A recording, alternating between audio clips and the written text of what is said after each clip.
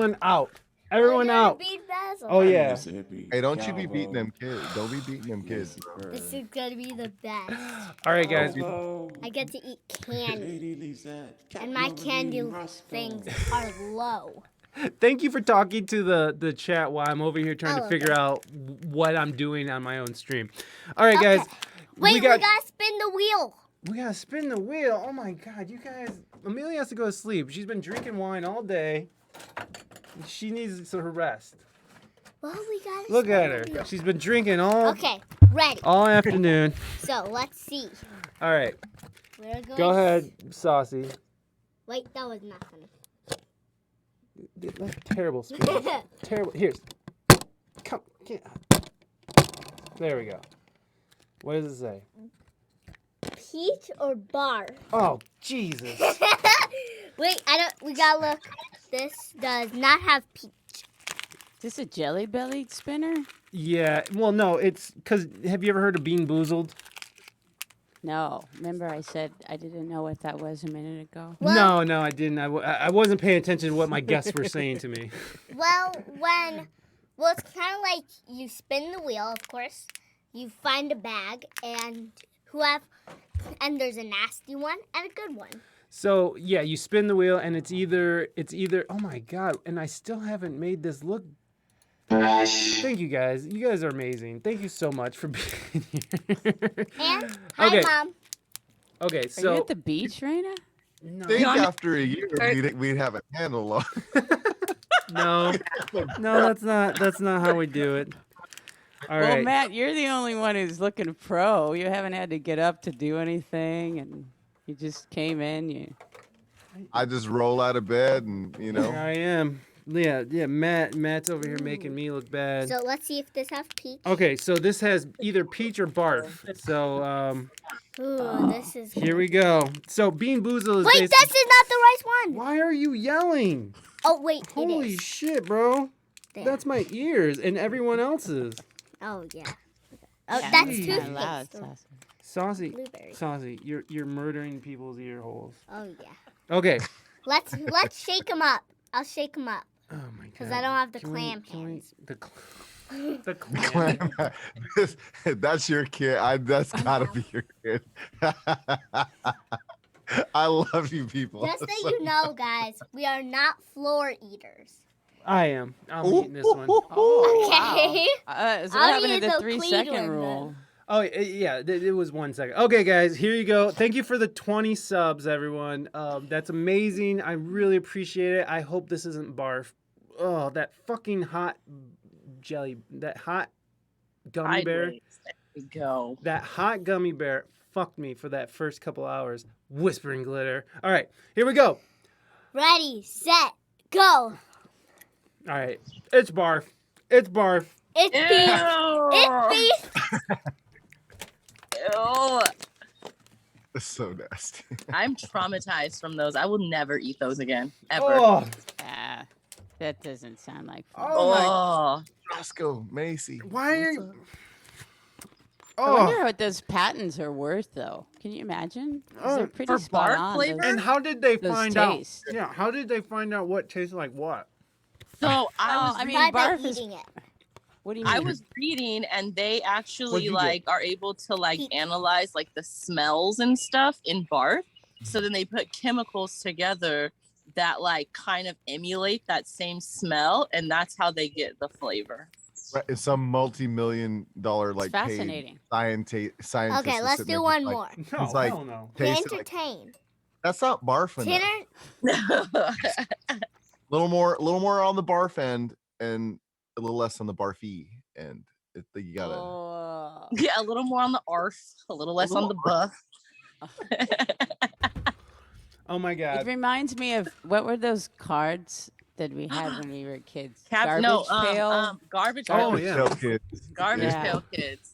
I Yeah. get it. Do they still make those? I mean, they better. Saucy's at the beach. Yes.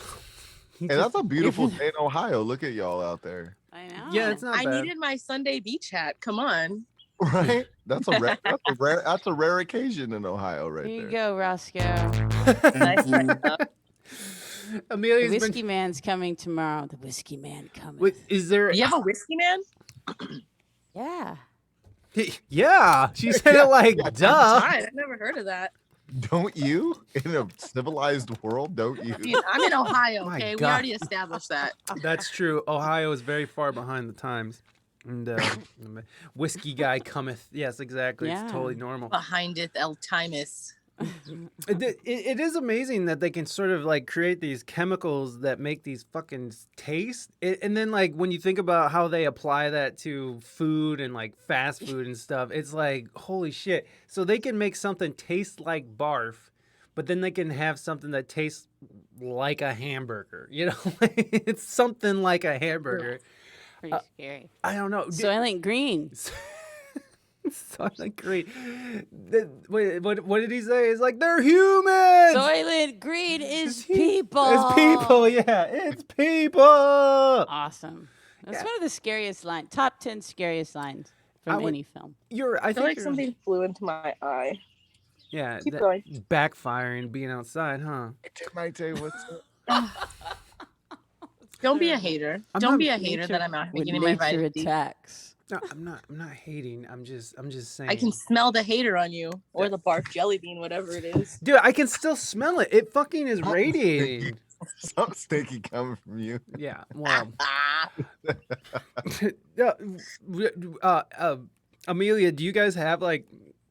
Does Finland allow like the same kind of gross stuff that? Because I know some parts of Europe doesn't allow certain foods and stuff that America has, but I know it's different in different places. So, how about You want to know what I receive? It came today with my grocery delivery, and it's come once before. They stick all these samples and free stuff in, like, hey, you person who can't or won't go to the grocery store. or won't? Here's a prize. Yeah. This is the most disgusting thing I've ever seen. Harbor what are those? salt Salty what? It's salty licks? licorice, black licorice. Man, that sounds good. Actually, I Ooh. like licorice though. I'm in. That sounds I'm in. delicious. It says on the package mild and delicious. It's so gross. Like They cigarettes. wouldn't lie. That's the first word that came to mind for me. Matt, send me your mailing address and I will I have- mail you. I absolutely will. I'll eat the shit out of Dude, those Say, sound eh. fire. They really do. it. They sound delicious. I don't Dead think they- side likes. He dead side knows what's Hey, up. those are good. Hey, you calm down, Dead Side. Calm down. Roscoe. I Thank trust you. Dead No, Side. really. No, No, can't so stand it. so wait. So then is Helsinki then are you guys like don't have GMOs? You don't have like the stuff that America has, or is poison? it? Yeah, poison. Yeah, Do you guys I'm put sure poison? they do, but I don't eat that stuff. What do you eat anyway? Oh, well, I do see what you eat. I mean, you cook mostly what you eat all the time. Do you cook for yourself always, or do you go out and do you like to eat out? I don't know. It seems like you cook a lot. Oh, she's frozen. she's out. Maybe. Like, and then he froze. Yeah. He felt he was about to get scolded. Yeah. Yeah. His computer panicked. It's it. I'm about to get fucked up. I'm about to get fucked up. It's true. Finland is mostly drunk from vodka fumes wading across Russia. Wild but sober. Thank you for that raid of 6. Welcome in, my friend Joker. What's up, Welcome, baby? Raiders. Oh, Joker. Hey, hey. What's up, Joker? Baby Joker. Did- You never updated your raid No. alert? No. There's also something else I saw earlier that was happening on May 30th that was flying by in your chat. Is there something? What's May 30th? Well, it's in the past. Yeah, that's true. Holy shit! May 30th, everybody, stay tuned. It's May 30th, 2022, that is. Hey. Welcome, Just Raiders. save the date. Just save the date 12 to 18 months. 12 to 18 months, guys. Oh my God, I'm breaking my shit. All right, guys. Hey, get it together, Michael. Type it, lock it up. I swear to Lock it God, up. this has been fucking Get it to- one big shit show after another. Hold on, I got to do the raid song since we got raiders. I'm sorry, guys. Eventually, we're gonna talk about something. I think. I like that. Hold on. Here we go. Just give me a second. We'll be right back, everybody. Hey Raiders, welcome in. But Matt, we didn't see My friends name- or anything. We like mostly just saw family. So we're gonna come back out. Oh yeah, we're gonna come back. Still on? Yeah, you guys are still on. Oh. Oh, There's that reverb. Yeah, baby. Okay, guys, here you go. Huh? Thank you guys for raiding over. My name is Mike, and you probably already know that. I don't know, maybe not. Okay, welcome in, everybody. It's raining tacos from out of the sky. Tacos. No need to ask why. Just open your mouth and close your eyes. It's raining tacos. It's raining tacos. Out in the streets, tacos. All you can eat. Lettuce and shell, cheese and meat. It's raining tacos. Yum, yum, yummity yum. It's like a tree. Yum, yum, yummity yum. More sour cream. It's raining tacos. Oh, Tammy, you won! Tacos. jeez. Tacos. Oh, It's free. raining tacos. Hold on, I gotta write down Tammy's name. Chicken. Tammy. I felt inspired. Look at It's raining tacos. Out of the sky. Tacos. No need to ask why. Just open your mouth and close your eyes. It's raining tacos. All right, there you go. I got it. Man. What? He said cheese and tacos, but I had beef jerky and cheese, so I was like, well, you know, Oh, That that's a works. good idea. I know. I'm watching. I started laughing because Make Matt, sure you go screams out. I've been Matt is he's straight up eating meat, stick, and cheese. I love it. I love it. is it a breakfast. Slim Jim? Did you Sap. snap into a Slim Jim? Mm-mm. It's all- No, it's No. It's This is all Angus beef, Angus beef. grass I fed. do love beef jerky. Yeah. You know, the only thing that I was dancing along to your raid song, and the only part I don't like is lettuce, dude. Hot lettuce. You- Not a good idea. Yeah, Hot No, lettuce? Who it's does that? cold lettuce on a hot taco. What are you, McDonald's? Well, Is this a BLT? She said no, no. Fake market. you put the cheese on the meat, so that like melts the cheese and then blocks the everything else from getting hot. No, dude. Science, No. food science. Salad galley. No, but I have to disagree with you, Amelia. I just feel like the idea of cold lettuce on a hot taco is it's legit. I mean, it's just for That's your me- next album. You don't need lettuce on a taco. okay. I kind of Great. agree with that. Well, I no, mean, you're right. You don't need it, right? But if you Tec- want to enhance it, you put lettuce. don't Do you need like lettuce do you to like enhance it. cabbage? Do you like cabbage on a taco? Oh yeah. Oh, on a taco. fish taco. Fish taco with cabbage. Yeah. Yeah. Yeah. But not lettuce too doesn't much, though. really. But not too but not too much. Not too much. No. Poll. I don't even know how to do a poll. I can do a poll. You can I do can do a poll. I got you.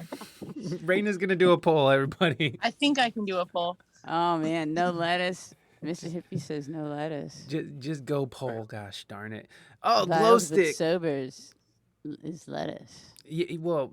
Ooh, coleslaw pork tacos. That's what. Oh, yeah. Ooh, Oh, now watch yeah. out. This Yeah. is from. Okay. You gotta be from the. You got from the south. You have to be No, You dude, lost me at hello. right. no. You fucking You had me at slaw. coleslaw on a pulled pork barbecue sandwich. That's where it's Coleslaw on at. anything. Coleslaw. I mean, Coleslaw on a hot dog.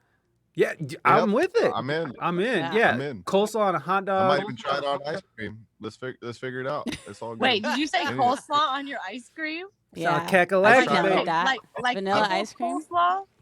Yeah. I like both, so I don't know. Let's Yeah. try it out. I'm in. I'm with you. I I would try that. I like That's both. okay. So let's go, baby. That's what she said about hungry as fuck I'm now. going to allow additional votes with Points. with Fresh points. Hold on. bars. Raina's over here doing things. We're gonna make this a 3-minute poll. So get your Coleslaw vote made in. with double cream. Double cream. Who's putting There you go. cream in there? I'm Oh, dumb. see, I wasn't thinking about creamy coleslaw. Wait, I might have to back up. I was at no point picturing cream in the coleslaw. Wait, I got to vote. Not like some KFC type stuff. I'm thinking more of like like a Polish pickled. slaw, like a pickled slaw. What's yeah. Polish? Is it pickled? Pickled. Pickle Okay. slaw. A pickle slaw. I'm KFC in coleslaw. that. On an Angus hot dog and whiz. Oh, cold What's hard whiz? lettuce, hot Cheese meat. whiz? Oh my God! There's only one person. That's probably Amelia.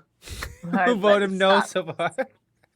I didn't vote. My I dick. got hella fresh bars, so I'm coming with it. Listen, my dick's from the I can Pretzel stay here all Valley. day. Yo, dick's from Salad Galley. That's what. Lettuce That's on a taco. that's what Wild but Sober says.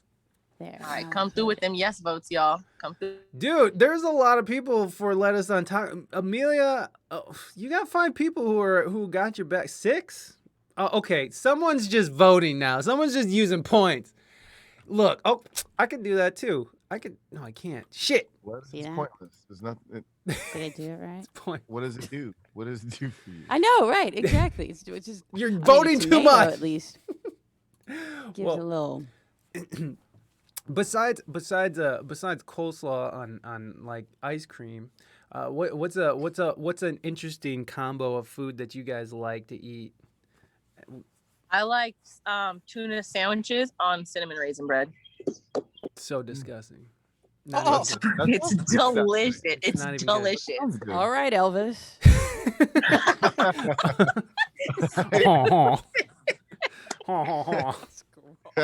Okay, I'm out of points. What does that Makes- even mean? Take all the brown M&Ms You out. know what- of the- What Elvis's favorite snack was? Yeah. No. Like was- peanut butter and Was it peanut banana butter- sandwich, I think. Yeah. With onion, right? With Wasn't it- onion, something Wait, crazy. that's just the Little Monsters movie. I'm Hot thinking. Cheetos with sour cream. I don't know. That sound good. Hold on. Let's see what Elvis is. Pickles with peanut butter, hot Cheetos with sour cream. Don't worry, Wild Twist Over. I can keep the voting going. I got points. Elvis. Look, Vito knows. Vito knows. That's why me and trying to think Mississippi of get what along. A weird thing is that Okay, here it is. It's Elvis's favorite. fried. It's a fried peanut butter and bacon, a peanut butter banana bacon sandwich. I think. Sounds amazing. Yeah, that does sound amazing. I would fuck with it. I'd fuck with Right. it. It sounds a little rich. Like all of those You- flavors are so. The way you said that was a little rich. You know, Right? That's a little Like that's rich. not my first concern. Hmm. Do you have any?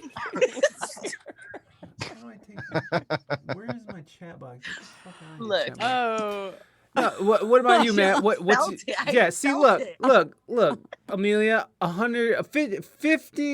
57%, 101 people, or at least 101 whatever. It's your votes. party. Of course, you're gonna vote for you. Yes, look at Wild but Sober, so happy. I also don't have I don't care. I don't need people to agree with me. Yes, you do. That's what Twitch is all about. Oh, you had the Elvis, Mississippi. You have to agree that like your mouth probably felt Oh, really thanks, just bedside. like Amazing. textured after eating something like Amazingly that. Oh, textured. here's a recipe. Here's the recipe. You know, One. what are you? Who needs a recipe? I said peanut butter, bacon, and banana. That's the whole Yeah. fucking recipe. Yo, some people don't know. Amelia, I need you to type it up and cook it on your stream for us. No Right, way. You'll that's have to use your imagination. That's I can't vicarious imagine how karaoke to and make cookie that. right here, folks. Peanut butter and banana. Wait, That that- size hurt. so wait. Hurt. I bet- Bedside. I don't bet mean there's to hurt I you. bet there's a I bet Hey, there's Fonzie, you're kicking dirt, bro. Don't do that. I bet Yeah. there is a I bet there's an ingredient here that you guys don't know about though. Cinnamon. Tabasco. No, No. crystal. Crystal meth. Matt, Me and Raina Hot both went to sauce. meth. I've lived with you too. Oh My- Crystal meth wasn't even invented till after Elvis died. no, the Nazis were on crystal meth.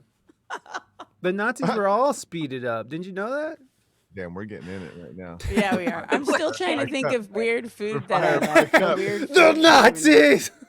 Pretty- I'm racking my brain. You know what else is good is eating your cereal with juice instead of milk. Horseshit. Delicious. Horseshit.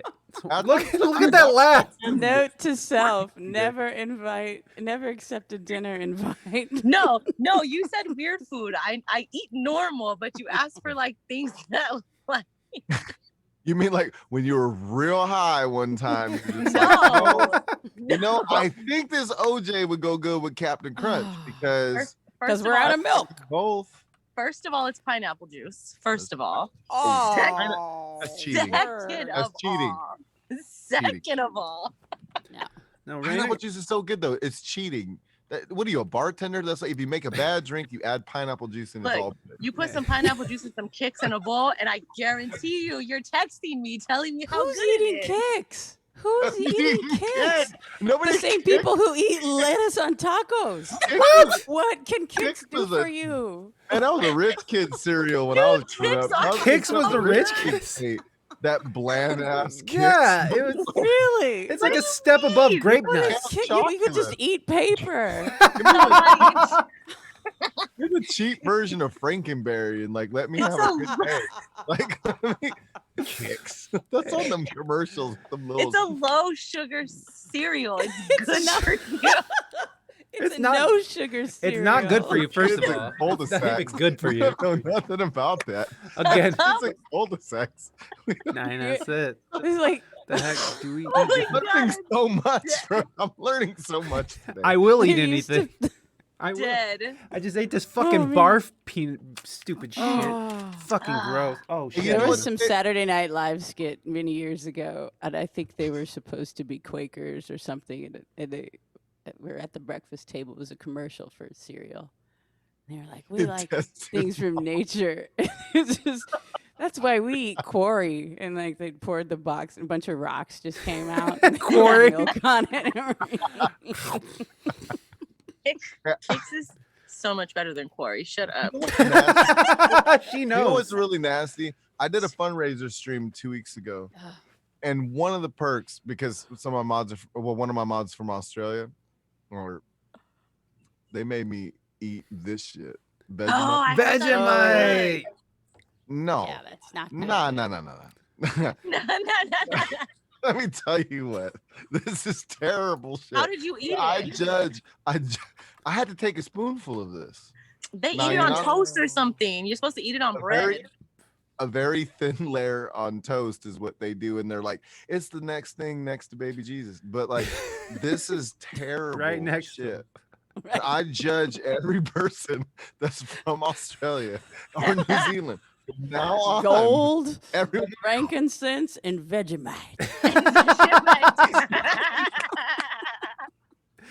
This stuff's like if you cooked a bunch of bacon and you let that gristle get in the pan, like in a cast iron skillet, and you scrape that shit up and it's real rich, and you let it sit for a few days, maybe sprayed it with some like Bug spray. whatever kind of a scented bug Raid. spray. Yeah, you put that in and like can that shit and let it sit for a few months. Yeah, it And is. that's what it's very rich in salt and just like Wow. dirt and With bugs. some off, it's true. It's like it's pan scrapings that you save normally to fry something else. You know, and you keep it by the Yeah. stove there, and it gets that thin layer. But it's got a little touch of off. It's it's so bad. Who thought of that? Like, let's just Ew. eat yeast extract. Let's just eat that. Is that on what our that? bread. That's what It's extract's yeast for. extract. well, yeast is good. Like nutritional yeast is No, delicious. it's not. Tastes It like is. cheese It is and it's pretty weird. good. It's gross. I It can't tastes think like of cheese. any weird food combos that I eat, but I will say that I have a problem with pork rinds, and a particular brand of pork rinds that my mother sends me from Memphis. That's not a problem. I I mean, did you ever tell her that you don't care for them? no, it's quite the opposite. I couldn't I break eat her them all heart. at once. Oh, you just eat them all. I get a shipment of about 3 bags a year for my birthday. Oh, Maybe again on Christmas if I'm good. I see. You don't have a problem with them like you don't like them. You have a problem like because you No. eat the shit out of them I until eat they're all them. gone. Pork They're rinds. so good. I see. Oh, That sounds good, Roscoe. I've never had Vegemite, but I'm gonna try that. Was it as gross as Use it as a Vegemite is? If you marinade? slap it on chicken before roasting, you get it crisp. And you know what else gets you that? You know what? Potato starch. Butter. I saw Yeah, the butter, DJ use exactly. that face just now. You use Well, butter. I'll say this about Vegemite. Like I could see how if you were using it to eat something else in a very Brags light and hot manner, sauce on popcorn. maybe that's bomb too. Hot sauce Yeah, on that's good. popcorn. Yeah, I'm in yeah, all the day. Brags, that. the yeast. All day. Yeah, I'm But good. Ooh, I can- Bragg's is good But- too. You're right. What are you saying, Matt? Oh, I said I could see how you could use Vegemite like on something else. If In a you very had to, if you had to in a very sparing manner. I like, could, is there a war on? but it's like a celebration. That's Like wartime efforts. it's like a celebration. My mod was like, "This is the best shit ever." Yes. Like they look forward to breakfast. It's the best thing. Well, You can Well, go inside, buddy. they did. It is in a song, so you know it's. This is it's why famous. you can't have guns in Australia, because if you wake up having breakfast like that, like you You want to go every shoot. day, you want to do some shit. You'd be real upset every day and not know why. You'd be like, I'm angry. Like I don't even know. I don't even, Oh man. this is, Uh, there you go, Mike. I thought I'd give you one, Mike. I thought I'd give you one. That's what I eat, mighty, the hot ones. Mm. You might want to go shoot up a school too if you fucking had to wake up every day to Vegemite. That's all I heard, man. That's fucked up. Yeah, I don't think Vegemite's quite that offensive. I thought I'd give Mike one. He has lucky. But now I'm counting down the hours, the days until someone uses the Vegemite defense, much as the Twinkie defense. was Oh used. shit! Oh damn. And silence befalls. You're welcome, Mike. Oh my god, we better get to these questions from the chat here. If you guys got questions for the guest, V made me do it. please. Oh, that was an awesome show. Do you remember that show? V, Uh-oh. the Yeah, old one or the aliens, new and one? They had green blood. They remade V. Yeah, there was one with the girl from the lady from Lost, the blonde, blue-haired lady from Lost. No, this is before Lost. Yeah, I know. They did a old V. yeah, old V. Vegemite defense as good as pleading insanity. There you go. It was Vegemite. Oh, Yep. I didn't want to, but the veggie made me do it. Vegemite. Yeah. It's like a song. It's like Sex and vampires. Dear Lord. it's like a Whoa. song. Okay, so if you guys have a question for our guests today, please feel free to use a fresh bar. There are only one fresh bar, very affordable questions here. So this is from Wild But Sober. You know what? I thought I would have a better question for tonight, but here's the most serious question to y'all: waffles or pretzels? Okay, and we're not talking about those little shitty cardboard pretzels. We're talking about fluffy, freshly baked pretzels smothered in butter and shit. So, Butter. Okay. we'll start with Amelia. Pretzels or waffles? Pork rinds. You're welcome. You're welcome.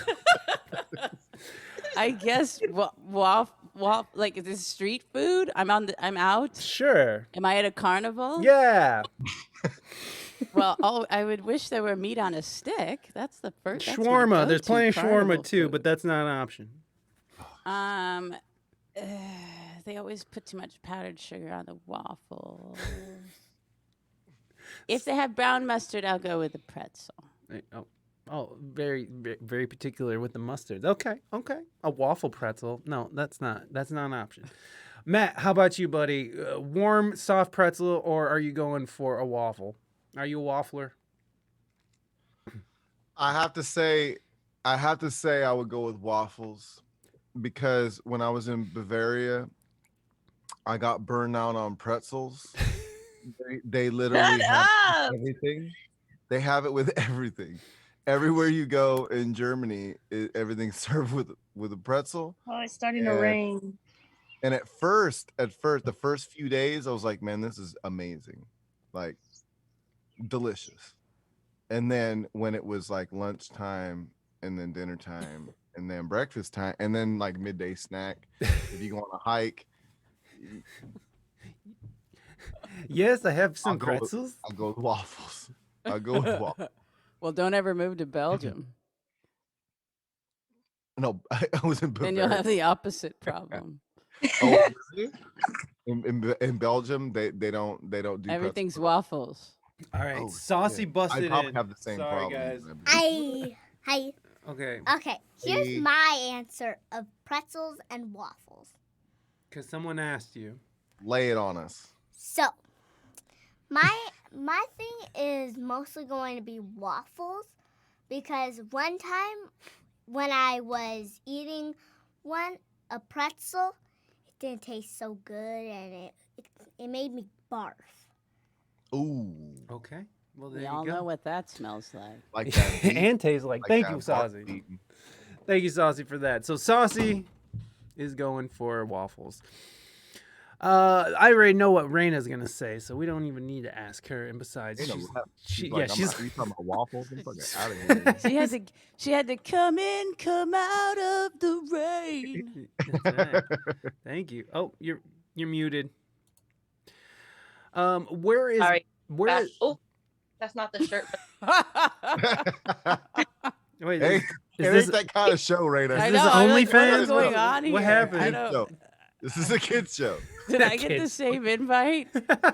right? This is You're the only. supposed to tell them to hit the link in the bio for that. Yes, yes. There's a link to that. There's a link to And a that. PayPal button. Yes, yes, yes. Ain't no hot tub in this situation. Snapchat Premium right here, baby. Wrong category. Matt, where is Matt currently playing from, and what time does he stream on the East Coast? There you go, from Missy Hippie. Oh, what was the question? Sorry. Oh, what time do you stream on the West Coast, and where are you streaming from? I'm in Central California. I'm in San Luis Obispo County, and not to dox myself, just joking. But I stream typically at 9 p.m. Pacific Standard Time, so that's West Coast time. It's 3 hours earlier than East Coast. And that's a ish. That's a I'm usually late. I'm so fucking bad right now. I'm late all the time to my streams. But it's not 9 to midnight typically, but usually I end up streaming until 2, 3 in the morning because why not? You know how it goes. Streams go long. So Stream go 9 long. o'clock. What is you said you have to dox yourself. What is that? No, I said I didn't mean to dox. Doxing is like when you give your location so people can come and find you from the internet. Oh. Oh, Like, person. Oh, I forgot I have things. it was an Why interruption. dox? Document? What is it? I have come no from? clue why they call it that, but that's definitely what that is. I don't know. Doxing. I don't know where the origins of doxing come from. Joker Dox. resubscribe. Dox. Joker, using your Prime, my friend. Thank you so much. I sincerely appreciate you using your Prime. And Joker, you have been entered into a raffle to win either this custom-made WSEG beanie just in time for summer, or a t-shirt off of our Threadless store. So there you go. We will be doing the raffle later on while me and my lovely wife will be playing music. So that's coming up around 6 o'clock-ish. So we'll see. The term dox derives from the slang dropping dox, which, according to Wired writer Matt Honan, was an old-school revenge tactic that emerged from hacker culture in the 1990s. Hackers operating outside the law in that era used the breach of an opponent's anonymity as a means to expose opponents to harassment or legal. More on Wikipedia. Thank you. Well, there you go. Thank you.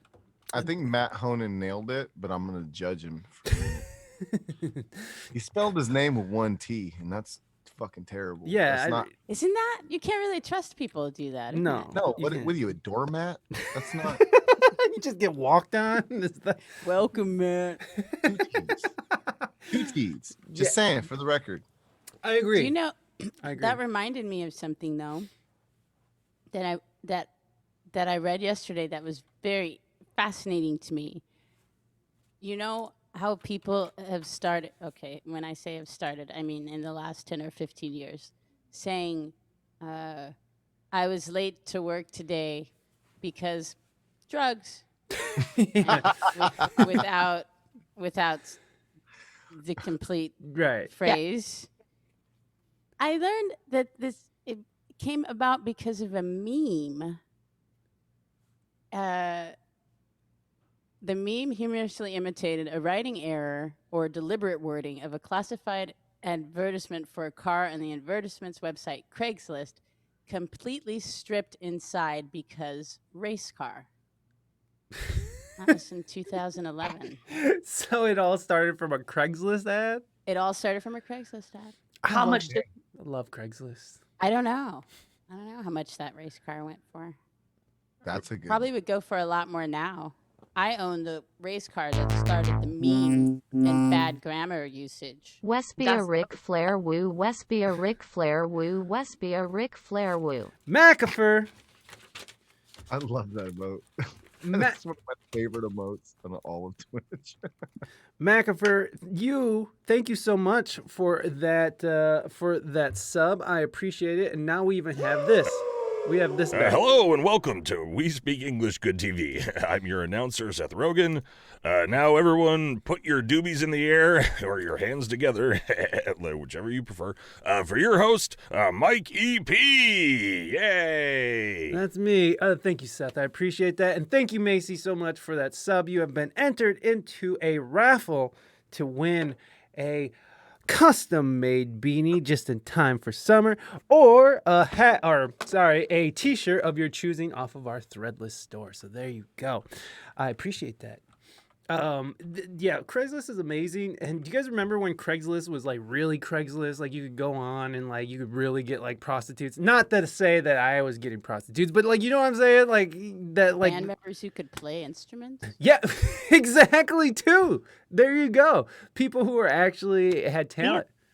Craigslist band? Huh? We met in a Craigslist band. Yeah, me and Reina met in a Did you? Craigslist. Moving Dutchman, thank you so much, buddy. And welcome.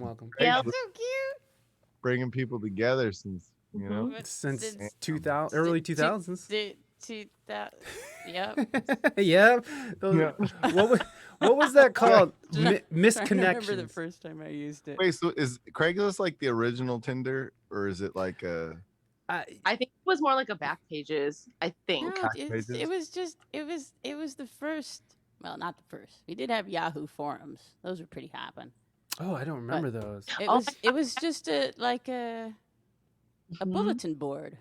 Mhm. Yeah. You know, whatever you needed to sell or buy or find or Or events and stuff. Like I was always in the event pages, finding That's true. I found parties. I went to Craigslist parties. Like, we're just going to have a party.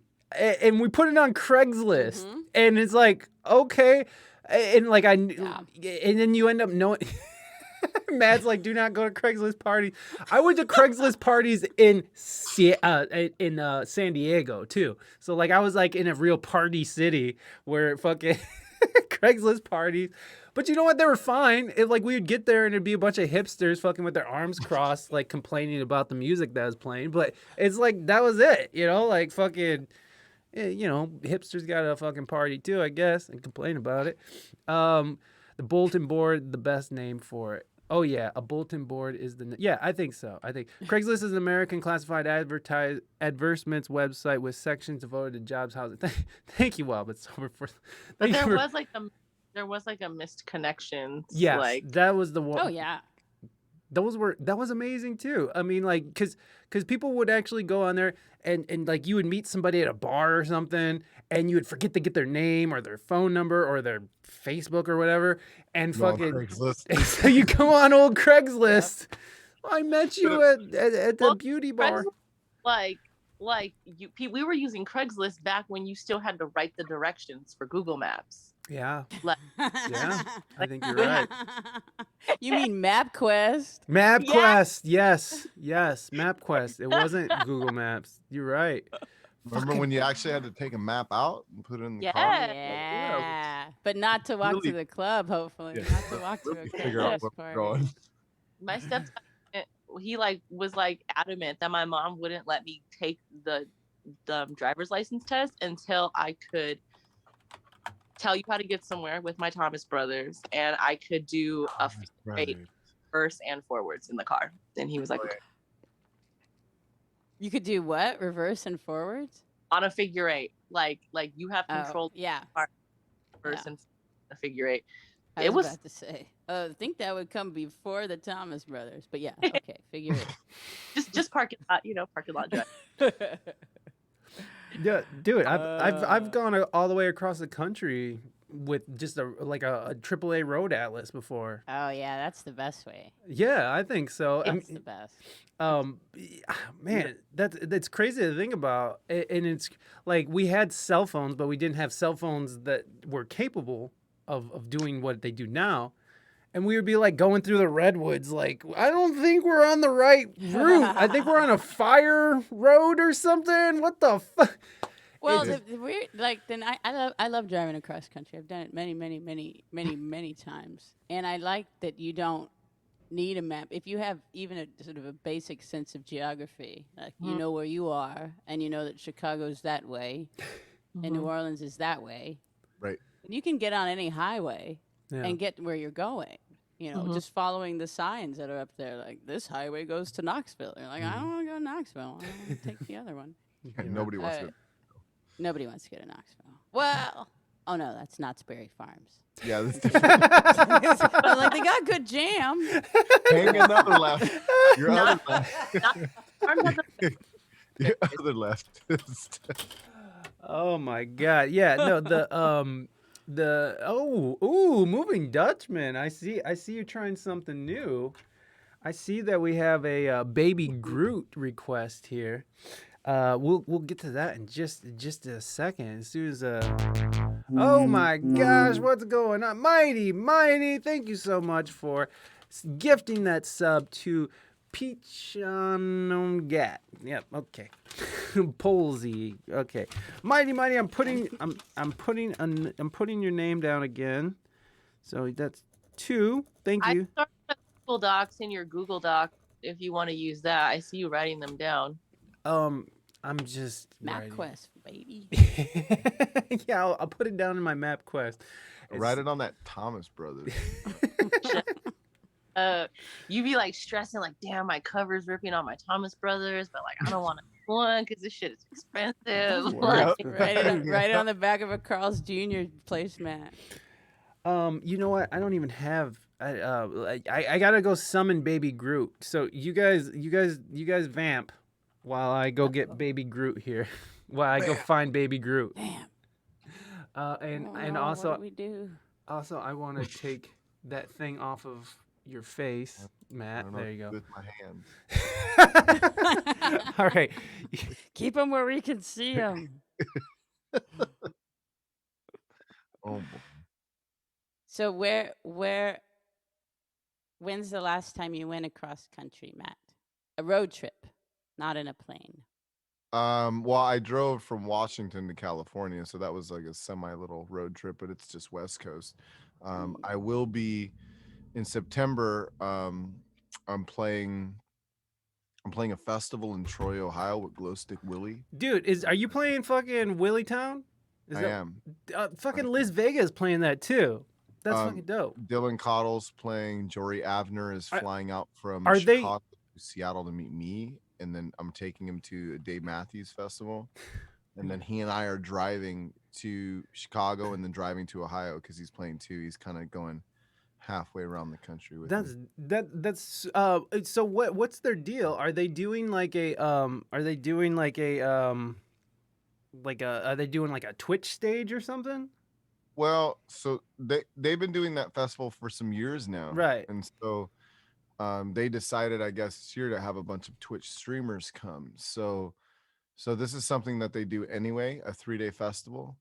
It's September 9th through the 12th in Troy, Ohio, and they have just loaded the stage. And then, I mean, Doug Wimbish is playing too. Doug was in my stream last night. Glowstick raided me last night. That after was the stream. is he the dude from the bass player from Fishbone, or is that who that is? Living from color. In Living Color. In Living Color. Ah, Yeah. Not in living color, just living, Living Color. I know. Yeah. God, But In Living Color was an amazing show. Yeah. God, I just amazing show. shit on so many things all at once. Homie the Clown was my favorite character Homie, ever. homie, don't play that.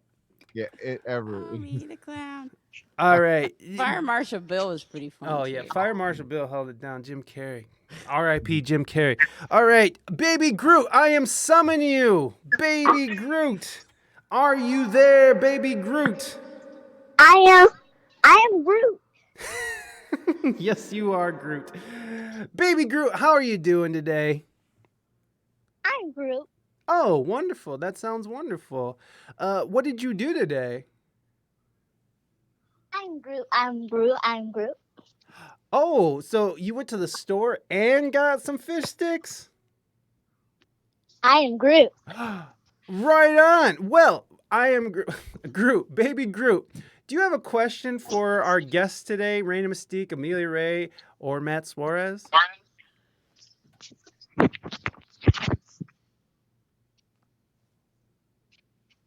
Baby Groot, do you have a question for our guests today? I am Groot. Oh, okay, okay. So, Baby Groot. Oh, you still got more? You want to add on to that, Baby Groot? I'm Groot. Okay. So Baby Groot wants to know, when was the last time you guys enjoyed a Marvel movie?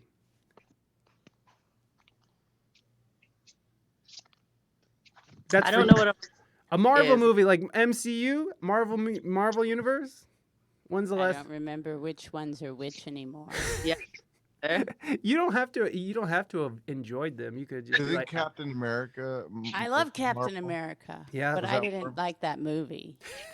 So I'm not into any of those movies, but some of my friends wanted to go see that when it came out some years ago, and we were in a little theater here in Central California, and the theater was like quiet, right?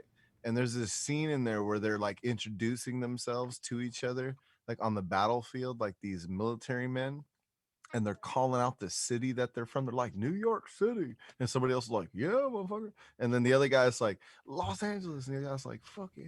And then one of the guys in the movie is like, Fresno. And somebody in the theater, in a completely silent theater, goes, Fresno. And like everybody in the theater just fucking died for like 30 minutes. People just kept giggling, and we couldn't even watch the movie no more because people just kept fucking laughing. Because some asshole was just like, Fresno. So proud. Well, you know, that's probably the only Fresno. time that's ever going to happen. It's true, because Fresno can eat a dick. I mean, that person was very excited to have some represention in the theater. Fresno! It was like a Raiders fan, just like, Raiders! yeah. Fucking Oakland. Baby Groot, are you still there? Baby I'm Groot. Groot. Oh, wonderful. Baby Groot, do you have another question for our guest today? I am Groot. Oh, wonderful. Baby Groot wants to know, when was the last time any one of you went to Fresno? I drove through. Well, often. really, yeah. Nobody stops there. I had to play music there a couple times. I drove through on it. Really? Matt's like, Wow. I do well in bigger markets. I don't need Fresno. Kind of have to stop there sometimes because if you don't, you might be in danger of getting stuck someplace worse. That's if you true. don't get gas. Yeah. Yeah, or like French Stockton. fries or something. Oh, Yeah, Stockton. Don't get off the freeway in Stockton. No, Don't I drive through there when I'm on my way from this part of California up to South Lake Tahoe and like go up to Nevada. So I always have to drive through there, and it's like, do I really need gas right now? Or- That's my Bakersfield. Whenever I drive I'm Ooh, Groot. big. Los Angeles and I play the Bakersfield game, and I'm like, Oh. dude, you gotta get off at this one place because after that, the only next place is Bakersfield, and you know you don't want to get off Yeah. in Bakersfield, especially at night, because they only have that one Yeah, no. stop lane. And there's always that one dude who's taking trash out who works at that one gas station, not the other one across the street, but the one. And he's always taking the trash out, no matter what day, what time of night you stop there, taking the trash out and looking suspicious. Like, but if you don't stop So there, sus. then he's gonna come get you in the grapevine when you run out of gas and get a flat tire. So, yeah, it's a Bakersfield game. He's either die in Bakersfield or in the grapevine. Yeah, You choose. That place is just like it's. The entire city of Bakersfield is like a giant piece of tumbleweed that keeps rolling past you on the freeway. I've had to play in all these It's cities. a tumbleweed that's stuck on the little nub on the freeway. It's the tumbleweed that's on the rail, just stuck, and it don't go nowhere. And a mic. We're such You're assholes like, to Bakersfield. Didn't we just pass We that? can't ever tour. We can't ever tour in Bakersfield or Fresno or Stockton. No one will ever get a ask us shot. anyway. They won't ask us. Well, Yeah. while we're at it, we might No. as well get Kansas out of there too. Yeah, fuck. fuck Kansas too. Kansas. Yeah. That's just Baby Groot, thank you so much for coming on and asking questions. Does any of the guests have a question for Baby Groot? Baby Groot, what's your favorite vegetable? Baby Groot, what's your favorite vegetable?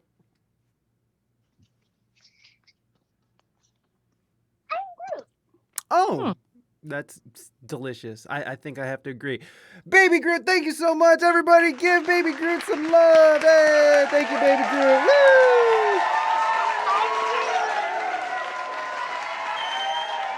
All right, Baby Groot, everybody. Yay. why Lodi? Why did Lodi get the song? What's Lodi? Oh Lord, stuck in in Lodi Lodi again. Not Fresno or Lodi. Bakersfield. I see. Dog. You know, it's all in Lodi's the not that tone, bad. though. It's all in the tone of how he sings that. Because if he said like, so he says like stuck in a low die again. It's kind of like positive almost. Like he put a positive swing. But if he said stuck in a low die again, If there's like a if he comma. just changed it, the tone, it would have been a completely different song. It would have. But he never says, changed. "Oh Lord" before Yeah, that. Like well, it's you gotta plaintive. pray. You gotta pray to bejeebus, you know. Yeah, Yeah. so it doesn't sound very positive to me. Well, he just got. Oh Lord, stuck in Lodi again. Can you imagine Oh, doing a Lord. parody? It's That's just like somebody on the Lord. Bob Barker's called you down to Stuck- spin a wheel. Low-die. The Bean Boozle wheel. The oh Lord, Ew, that was awful. I can't believe we got. Of course, I get barf, and of course the hot fucking gummy bear. Like that. I mean, it seriously ruined. Well, Yeah, I ate it's- a hot gummy bear. It's a game you play. I know it's a game we play, and yeah. Look, I'm just trying to entertain. Okay. Man, you said it was early for me. You sound complainy today. Man, is he All always right. Like this? Is he It's always my like- party. Come to my party. What are you doing here? Why are there so many of you? I don't like these beans. I made this game. I went, I made this game. no. So I said it's like a Betty Davis party. You get invited to party at Betty Davis's house. Oh, man. I didn't know I was going to have to cook, too. Zion Drama King. No, Zion Drama Queen. Welcome in. Thank you for being here. No, I want some cheese with Zion. wine. Oh yeah. Okay. Yeah. All right. Oh, Zion. All right, you guys can make fun of me. It's fine. Whatever. It's no big deal. It's fine. I would It's like fine. some cheese with my wine. started it? I did start it, and you know what? It's fine. I'm good. Your idea. Happy all- anniversary, man. All of this? Yeah, that's Your true. fault. This is my fault. My God, 1 year of this. It's sort of like you asked us to come here and roast you. It's, you did have like guests on your show that were like really polite and like cordial, and you could have asked any of them, but you asked us. So You guys. Are I very didn't pol- know that I was going to be on at the same time with you guys, so I was prepared to be cordial and polite. But then once I realized that I was sharing my time, well, the diva in me. Nuh-uh. I'm going for the throat. This Yes, pasty nice. motherfucker. We got another question from the chat here. We should probably get to. So for all the guests Drama here. queue. How do you make sure your fingers don't hurt after playing music for many hours? Asking for a friend. Bernie. Ooh, That's dead love side to- boots. Let's all share. What'd you say? That I That would ha- love their tips, so let's all share. That had to be a dead side question. Yeah, it is a dead It side. was. It is dead side. Fucking know it. Fucking knew it. Dead side. I don't. My fingers don't hurt. Oh. But- Diva. Bye. My finger never hurt. I have a boy bitch. who comes in and massages my hands after the end of every. 18-hour stream. Don't fucking hurt. Not at all. I'm good. That Whatever. I don't. Pit.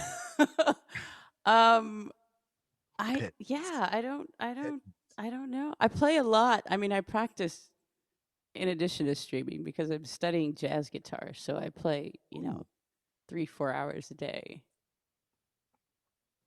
And then stream sometimes. But I knock wood. I mean, I don't know. I don't know what to tell you. I do some stretches in the morning, like general body stuff every day. Not specifically for my hands, but I do this a lot. This.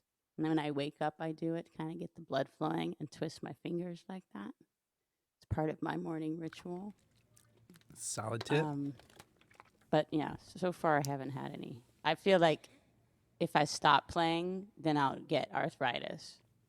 Yeah. So I bet you're right. Just keep going. Just keep Yeah. doing You just it. you plow through the pain and everything. You just keep going. Yeah. You don't see a doctor. You don't see nothing. You just go. Nah, I don't see a doctor. Just eat some jalapenos and pork rinds.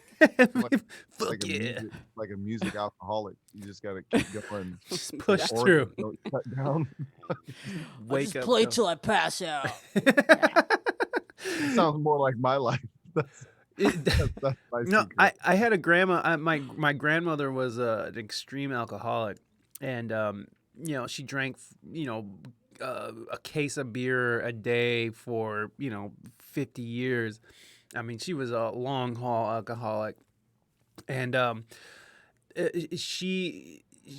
they put her in a home because no one wanted to deal with her drunk ass anymore, and she was fine, right? Like it wasn't like it was bad. Like she wasn't losing her mind or anything, and she was still lucid and could, she was just drunk, and so like when they had to put her in a home because they were getting to the point where she was just drunk all the time. She couldn't, she wasn't doing anything. She was just getting fat. So they just put her in a home, and of course she had to go dry, and 3 months later she was dead. So Yeah. there you go. That's a So happy yeah, story. if you do stop playing guitar, your hand will just fall Well, off. If you guys don't see me, well, let's see. If you Amelia- didn't see me streaming, then you'd be like, well, she's gonna die. She must I have don't stopped know. playing guitar for a day. Stop playing jazz. Stop missed- playing jazz. She's dead. she, Damn. she missed a day. Stop playing. What, Message you in your absence. Got a case of the kid. what about you, Matt? What do you do to sort of keep your fingers in shape and because you're fucking constantly playing? So I just submit to the pain, I suppose. like a good alcoholic, I push through. Well, the only time my fingers really hurt is when I play so much that my calluses wear off. Yeah, To where they have Oh. to I've had regrow. that. I know every guitar player, every string player understands. Like when your calluses get so thick, sometimes like the skin cracks or peels or whatnot, and they come off because they have to start over. That's when it hurts. And so right now, I actually just went through that a little bit this last week. So all of the playing that I was doing on the stream was a little bit painful, a little bit this last week, but I mean, all week was pretty painful because I play Thursday through Sunday live gigs as well. Ugh. So I'm playing 7 days a week right now. Like there's no days Goddamn. off. So it's just kind of. But that's Sounds awful. that's your summer. That's your summer thing, though, right? That's not like your everyday. I mean, that was your like life for a long time, though, right? I mean, if you took out streaming, you were playing like 5 to 7 days a week, anyways. Yeah, if you take away streaming, this is how the conversations go nowadays. Like pre-pandemic, Yes. I I was playing 5 days a week anyway. And so a minimum 4 days a week, but a lot of times 5, and a lot of those days are 2 gigs a day, 3 hours a gig. So I mean, it just kind of happens. My summers are really packed that way. So this summer is super busy, but it's funny how it's kind of flipped. Like I play these live gigs and things, but my priority to me is my streaming days, because I believe this is the future of where we'll be. And so I would rather be here streaming for these beautiful people who give a shit in a much more grateful, harmonious way than the people that you play at a pub, you know. Yeah. Just Yeah, totally. I mean, time better spent, you know. I agree. I agree. I mean, like when we look at what Reina, you know, she's here, so she can actually talk on this. But when me and Reina were playing all the time, you know, like her Spotify numbers just stayed, you know, just never got anywhere. You know, like there was just low views. It was really hard. No matter how hard we pushed, no matter how much we toured, no matter how many shows we got, it was like there was no really reaching people like how Twitch reaches people. And now like Reina can, you know, talk on this, is how just all across the board there's just way more interaction. There's just way more. There's just there. She's actually reaching people who care.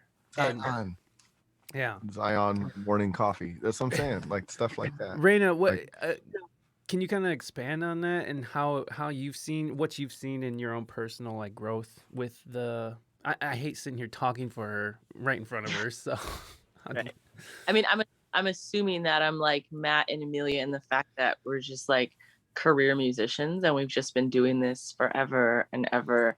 And the difference for Twitch is that, you know, I could go play shows in the middle of Michigan or in the middle of California, or go up to Washington or go down to Texas or wherever the show is.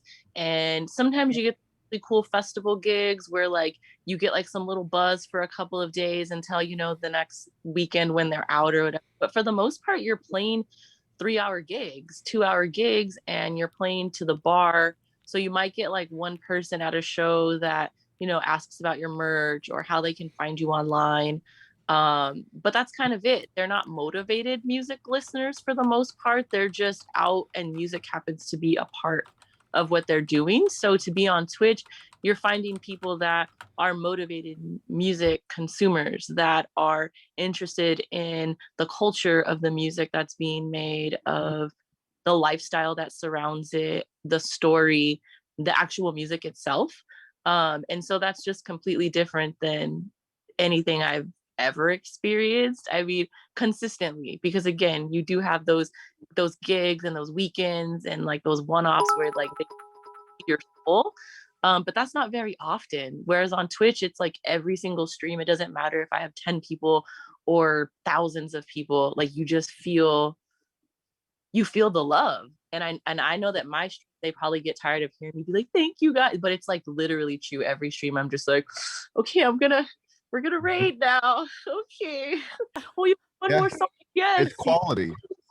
Mm-hmm. Quality. It is. The quality of person, I think, on Twitch is much at a more higher caliber than any live gig really like presents as a whole body of work. I mean, it's just, to me, it's a no-brainer. Yeah. I'd rather be on Twitch than live Yeah. gigs. Yeah, a little teary-eyed, guys. I was Right? I was I don't remember, but someone I was talking to in the past couple days about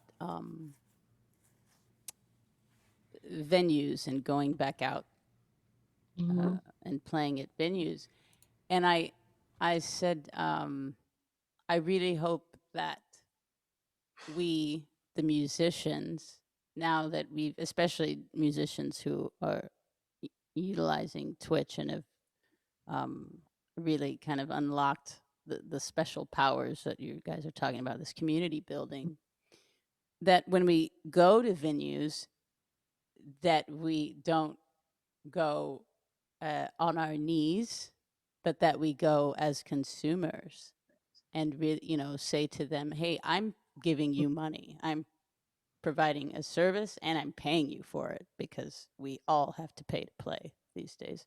So what are you going to give me? Instead of taking these gigs like, oh, you're going to let me play here for Friday night on Friday nights for $50 for my band of 4. Thank you.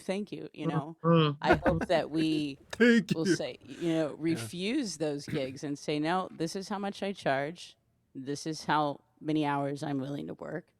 And if that doesn't work for you, then I'll stay at home or I'll go somewhere else.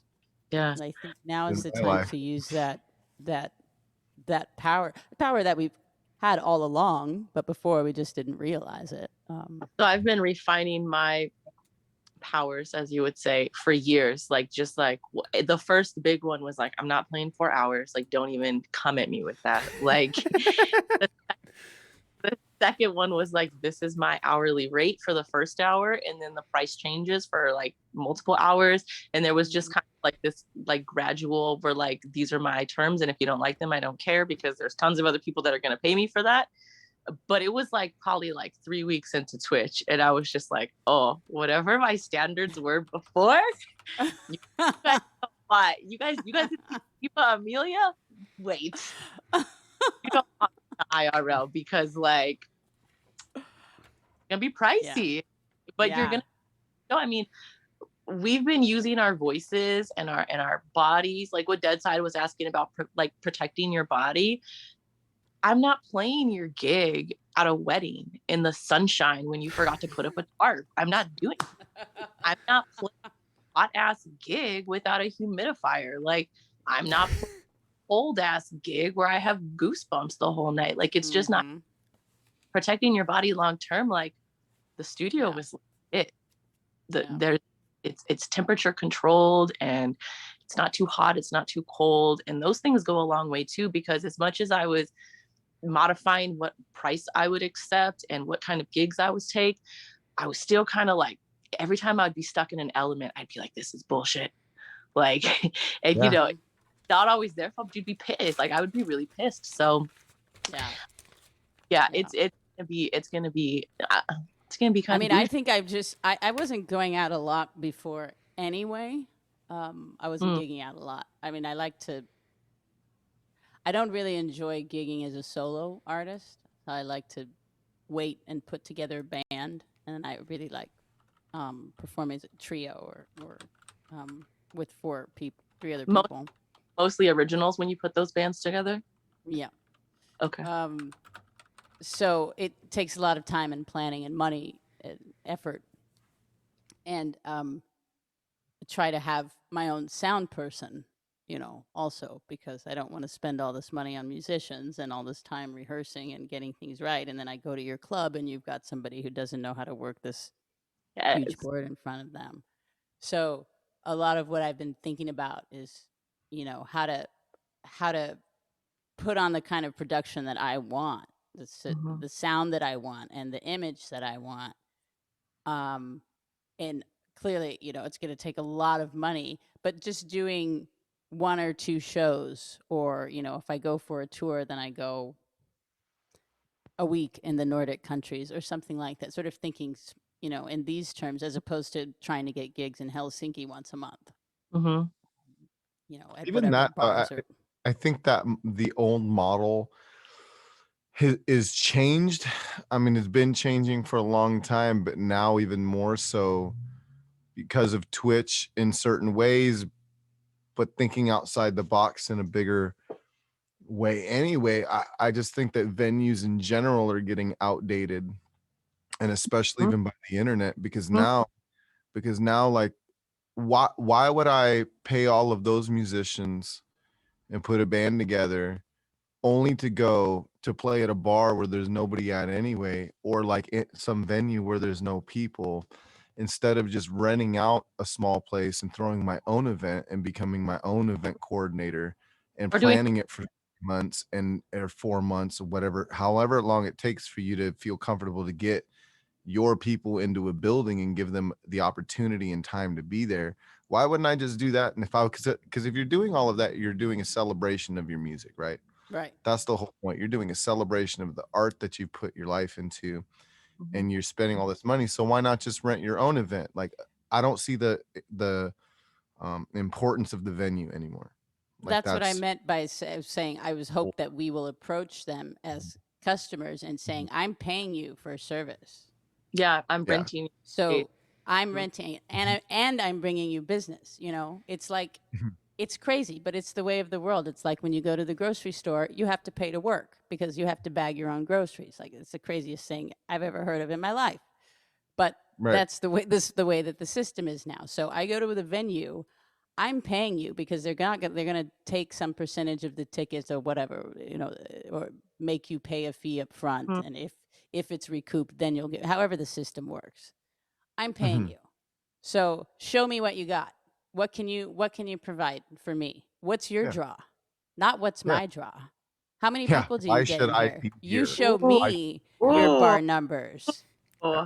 Maybe I don't even want to play here. If you've only got Mhm. 100 people coming in on a Friday night, why do I want that? Why do I My want that? people can see me at home. Well, Ooh. My and people don't need to what come out. and So that's tell what me Raina why I was should saying. convince my people to come Like, here to see me. absolutely. That's what Raina was saying, especially in regards to Twitch. Last night I played for 265 people last night in this garage, in this studio that I built, which this cost me, I mean, shit, to come all the way to California to get all the supplies and stuff like that. My friend helped put this together, and all this stuff. But to move down here and to do this all, I had to literally move my whole studio from my home here. This cost $4,000 just to do this. Right. Just to You know, do it. I was talking to Mike's band the other day because they were using the studio for their live band stream, and they were saying something, and I was like, I plan on doing streaming indefinitely because when we moved from California to the Midwest, we left our studio and we rebuilt in the Midwest. We had to buy all new gigging equipment and all that stuff. And then the pandemic hit and we weren't gigging anymore. And then we turned around and built an entire streaming studio. Like, it's like why would I why would I leave my studio? It just Right. doesn't That fit. my Yeah. only me coming to California to take my working gigs, like this might be my last summer doing that. And that was my hope. This was kind of my plan anyway. It's a long backstory, like buying a house for my mom and all these things. And I had these plans in motion and stuff for this to be the last down here in California and all this. And then pandemic hits, boom, it changed things around a little bit. But that's why would I abandon my studio that I just like I've literally spent about 20 grand like in my, collectively I've between seen like the the love. Twitch and yeah. Mhm. Yeah, it's just, like I love this, they love this. I want to be where people love this and where I love to be where people love this. So you know what I mean? Like I just I don't see the sense in going out if I don't have to. And that's where, building a strong community and falling in the arms of the people who give a shit So monetarily is where this ends up being. I know you booking gigs and stuff, Matt, but like I haven't pursued a single gig Mhm. since I started streaming. And I cannot tell you, there's never been a day when I woke up and I missed that activity of like Well, I don't either. gigs and emailing the people. And, like there's not been a single moment since that started. That side of it though, like so the sending emails and the booking, I haven't sent out emails for gigs.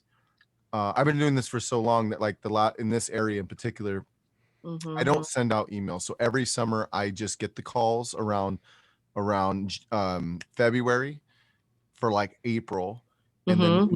we just start. And there's things that happen, and sometimes different combinations. But I don't that side of it, that headache part of sending the emails. I've been very fortunate after.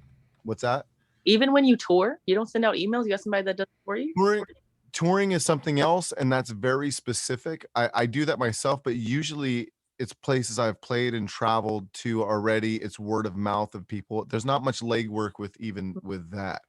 I just need to set the route, and then I usually know somebody along that route that I want to go. So it works itself out.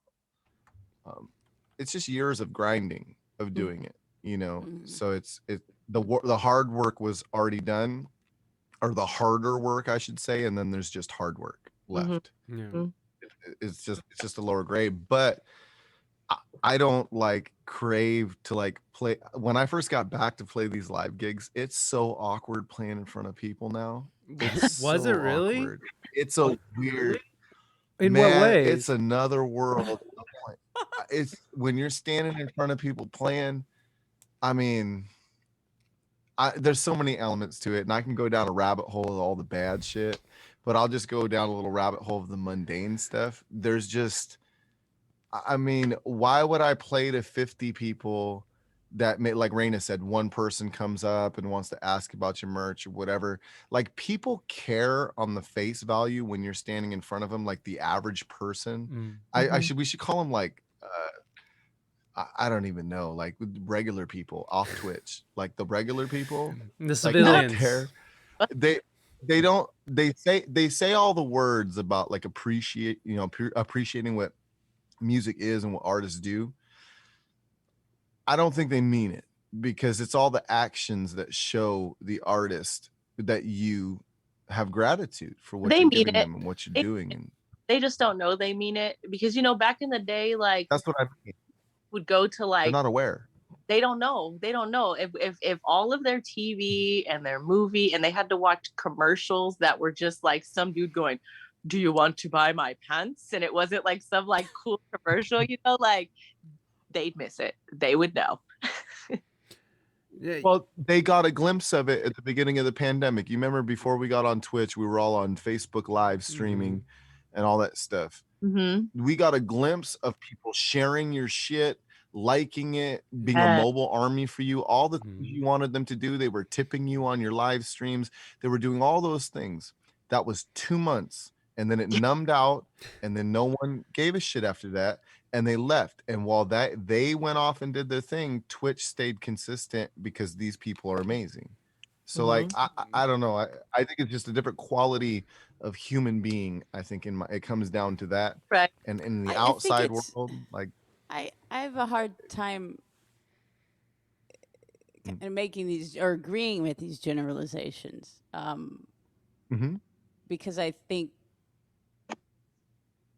like, well, humans are pretty much the same across the board. A certain percentage are going to behave a certain way, and another percentage are going to behave another way, no matter what the topic is, no matter what the day is, no matter what happens. So I don't see like the fall off from Facebook shares and that sort of thing as being that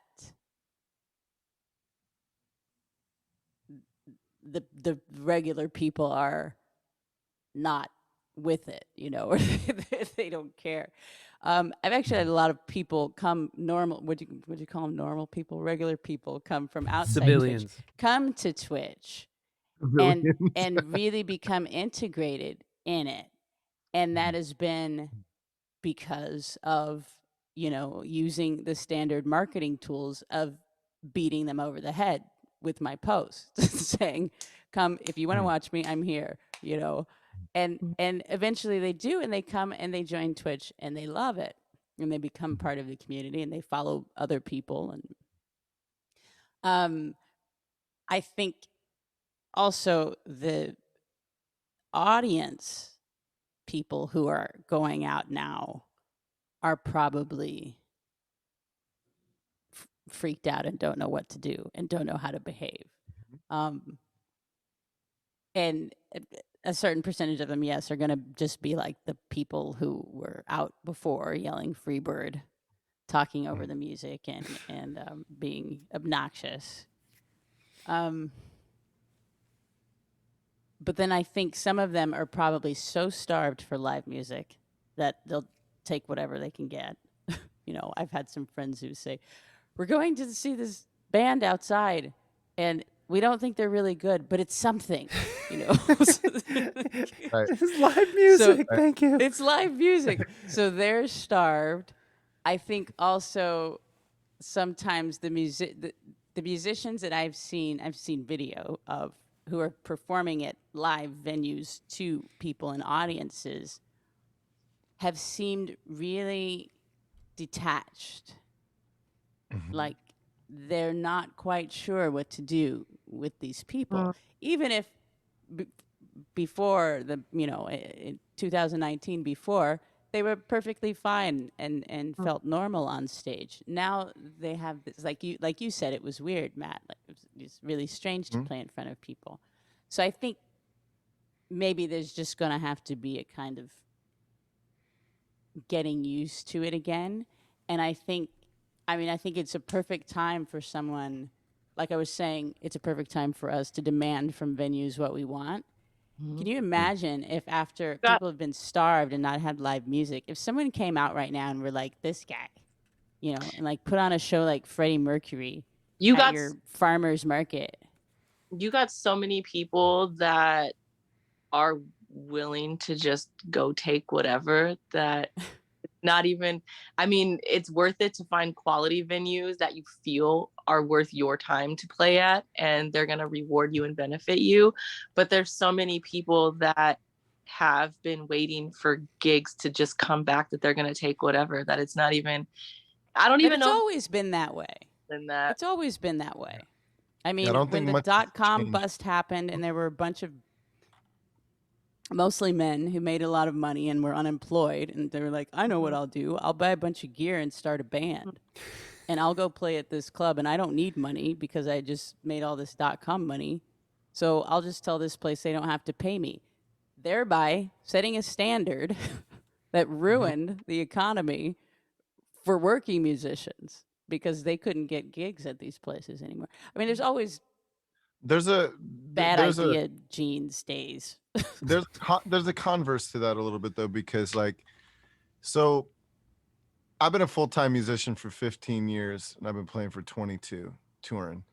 And I've always heard that no one pays, and these things, there's not enough. And then there's all those musicians, I used to be one of these people that get really upset that the person down the street was going to play for $100 when they should be getting paid 300, and they're you know what I mean? Like they undercut, there's like all of that. I used to get really angry and fly that flag. And I used to talk to my musician friends, the circles, like, hey man, we need to set a standard and we need to protect and I still believe this to a degree that you need to protect the lowest standard, which like say $150 for 2 hours, 3 hours as a solo artist, like lowest standard.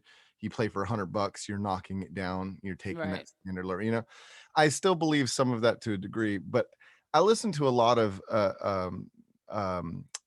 business consulting like type people, like talks and inspirational speeches and things like that, and all these things. And one thing I've learned is that I let that go a long time ago. And the moment I did, things changed. And this is probably about 7 years ago. And whatever people do down the street has nothing to do with the way that I run my business. Right. And so what I've done is what Reina said earlier, is I stuck my feet in the sand and I said, this is what I'm worth. I know my worth. And I say no a lot. And that's just literally that. If you were a plumber, if you were a real estate agent, from whatever job of walk of life you are, know your worth, say no a lot. And those gigs are out there because if you own your worth, someone will pay you. So like all of the gigs that I play here, I get paid more than well to be here and to play for those 3 hours.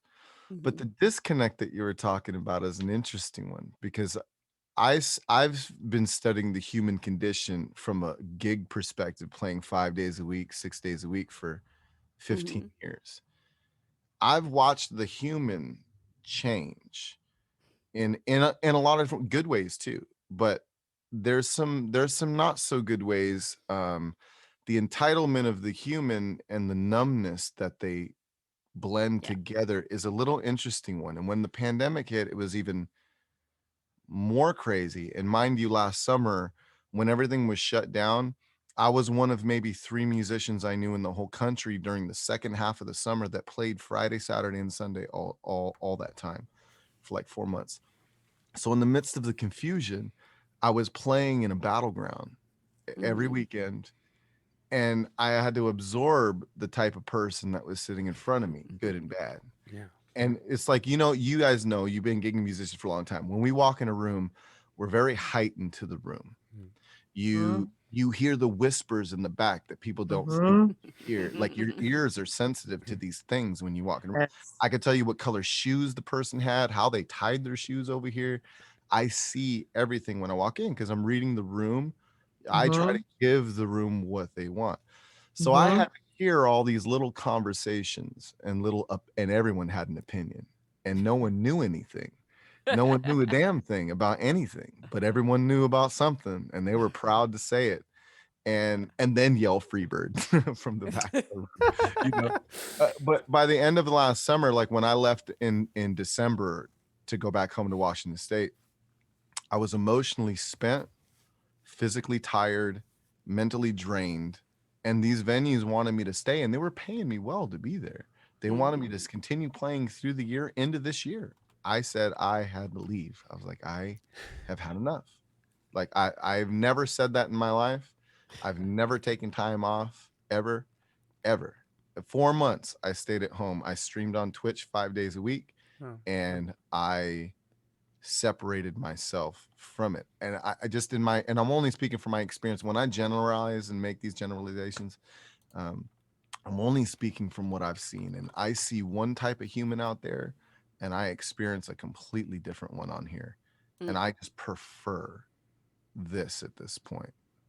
I just think it's a higher level of thinking, I guess. I don't, or maybe awareness, I should say. Well, just more intimate because when you're playing a gig, whether or not you're going there once a month, twice a month, or they're seeing you every week, they don't have, and not to say that our Twitch communities know everything about us, but they know more about us. We're way more human than just like dance monkey. Like we're people too. And you do have people that come in the stream and they're like, play this now. But like for a whole year community is like, nah, bro, like that's not how it works, you know. Whereas like if you're in a bar, no one's gonna have your back and be like, that's Reina, bro. She's not gonna like just play your shit for you. Don't just like, yell at her.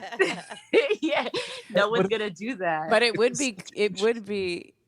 I mean, there's also that people choose to come, so it's not like everybody here on Twitch is just hanging out. Yes. And then they're like, oh, look, somebody's on my computer screen, unless it's a raid. But you've been lurking and you come back, there's a raid. But it's an interesting so that's the thing too. Like it's someone huge. did something to make me like somebody made a choice, and actually like a series of choices in order to be watching right now. And so especially the civilians, right? The ones that are your friends that would have never been on Twitch, that they're like downloading the app and they're like, I don't know how to use it, but here I am. You know, you're like, oh, it's man. true. Me and Mike played a gig like probably like I guess it's been a couple of years now because we've been in the house for like a year and a half, but we played a gig recently where we showed up and there was a football game on. And the guy was so angry. He was like, how dare they start playing music right now, that he complained to the bartender, and the bartender was like, hey, can you guys just wait a half an hour? We're like, well, we're still getting paid, right? Right. Like you're not, like, just so you know, like, we won't play as long as you don't want us to, but like still need that rate money doesn't though. change. Yeah. We're still gonna have to get that cheddar. It's a weird balance. It's a weird balance because even take song requests, right? On Twitch, I mean, we have some streamers charge for their songs and things like that. My channel, like for the time being, like I don't do that. It's just a request thing, you know. You put in your requests there. In civilian life, it's common culture that if you come up and ask a musician to play a song, you put money in a tip jar. On Twitch, that's not necessarily the culture, and sometimes people even get maybe offended if you ask for money. You know what I mean? It's like it's a weird balance of it because you don't want to be offensive either. You want to. I'm here for a good time, like anybody. I want everybody to have a good time involved, you know. Or some people don't have money, and I understand that too, because people are hurting and struggling out there. But that's a weird balance in itself. Where on Twitch, I'm totally okay with it. In public, if you ask me to play a song, if you don't put money in my tip jar, you can get the fuck out. You can go get the fuck out of here. If you yell Freebird, I won't. It's funny because now when someone yells the Freebird thing, I in the most smile positive way that I am right now. I'd be like, I don't know how that joke survived so long. I was like, it's been handed down from father to son, to father to son, and here you are. And here you are, and I've been waiting for you all day to get here, and you're 2 hours late. I've been playing for 2 hours, and I got an hour left, and I've been waiting for that. And hi, my name is Matt. How you doing today? I don't have And I let them know. I let them know. Like, it's in public, in civilian life, I mean, you pay to play. You know what I mean? You want to play the game with me? I'm here to work. definitely. Yeah. I'm here to work. I got paid already. Like, I'm Oh my here God. for service. Yeah. My response is always, how much money is in your pocket? That's my response. It's like, how The much money you got? Freebird? Yes. Yeah. How much money you got? You got $100? Bro, You got No, buddy you don't gotta see. buy It's never a good. lemon. It's never a good tactic to ask them a question. Well, I No. I Oh, know, yeah. because You you're wanna feeding the shut- troll. You're feeding the Well, we troll. were- And Mike it's always and I in the middle Mike of and I were song. doing live learns, like in the gigging world. Mike and I were doing live learns, so we always would ask questions. They'd be like, "Do you know this?" Wow. We'd be like, "Absolutely, tip us." No, We'll learn your song. That was what was crazy about that was that we would walk out of there with like $100 in tips, and the bartenders wouldn't walk out with like $10, and it would be a completely dead night. But yet we have all these 20s and 50s, like people just throwing them in because they were like, "Hey, do you know fucking Piano Man or whatever?" And it's like, yeah, sure. And then we just that's I'm how like, "No, but I can learn it for you." And Mike would vamp. He would like Loop. solo something, and I would look at Ultimate Guitar Tabs, and we would learn their songs and make $20. Like, Piano Man makes me think of on the ships how oh shoot, the tipping culture there is insane. In the piano bar, there's a printed songbook, and these are the songs you can request. And there are little pieces of paper and pencils at every table. So you go in, you look at the book, you write down your name and the song. You take this piece of paper, you walk up to the piano, and you put it with money in the jar. Yeah. If you don't put money, you There's might as no well not song. even go through this process. No, right. It's the thing. Just don't get out of your chair. So the piano bar is full of people every night. I don't know how these people don't really pull a Hemingway. The piano, but it's singing Piano Man, the same songs, because people request the same songs. Wagon Wheel, Piano Man, the Neil Diamond one, Oh, Sweet time. over Caroline. and over and over. Those- Yes, that one. Yeah. And there's just money falling. I mean, there's so much money. The waiters are going by with drinks, and they have to stop to put the money back. Put it, here, Piano Man, please don't let your money fall. This money floweth. Money The float. guitarist, the solo guitarist, is doing the same job. Yeah. Standing up in the lobby, and people come in. Hey. What's the one? Do you know the one about the car? Can you do the one about the car? Yeah. Fast one. Fast car. The fast one that goes And fast. then at the end they'll The come red and they'll be car? like, bump, bump. Yeah. Here's $1. Maybe. Maybe. Yeah. When people do that, when they have to like, yeah. I Ooh, you hate like that, that. don't you? And then at one point, shortly after I started on the ships, we were allowed to have tip jars on the stage with us. And then at one point they said, "Oh, you can't do that because it doesn't look Oh, yeah. classy." So they Oh, took our right. tip jars away. Wow. So people were That like, means "Where you do just- how do I tip you?" I said, "Just throw it on the ground. Just throw it on the stage." Because that's classy. Yeah, no. It's like a Well, strip at club. least- At least they everybody take else your will get tips the away. idea. Right, exactly. Just start throwing change on the floor, please. There was a father at my gig the other day that gave his little like 4 or 5-year-old boy a nickel and 2 pennies Aw. to throw in my case. That's like teaching him. When was this? From What the century beginning, was wrong. this? Did they What come in on horses? This was day before yesterday. Where did they get a nickel and 2 pennies? Where did Honey, you I've even got find? nickels for you. Yeah, This is what I'm talking about. Is that the civilians out there it's scary out there, man. It's This is what not I'm nice. talking about. It's not nice outside, and I don't want to go outside. You Twitch, know what I think? save me. Twitch, keep saving me. Like I Look. keep trying to go back out there. It's fact, guys. But Look, it's scary. we do enjoy all of your financial stream supports. It does save us from Oh yes, whatever please, that is. please don't make us go back out there. They kill me out there, man. Like Oh it, man, it eats a part of my soul every year that I have to endure the Look. fucking 2-penny guy. Like, you know, I would where do you I don't find mind pennies? I don't mind when someone like Wonderwall, somebody joked in the chat earlier, or somebody asked for a Journey song or whatever. I don't mind on Twitch. For some reason, it bothers me none to any level to play those songs on here. But in public out there, in the civilian public, like out there, when someone comes in and asks me for Bon Jovi, Living on a Prayer, like, mind you, I don't know how I get hired for gigs anyway, because I don't play the top 40 stuff like everybody. I don't do that stuff. And I tell people out there, as soon as they ask, polite way, I'm like, there's someone down the street that loves to play that song, and they will play it for you. And I know their name. I'll let them know that you're coming. Like, you can go down there. It just won't be me. Like, I don't do that stuff. And they always ask, like, well, why not? You'd make more. No. If I did what they did, then I wouldn't get hired. Because Because that, so you same can as make them. more money.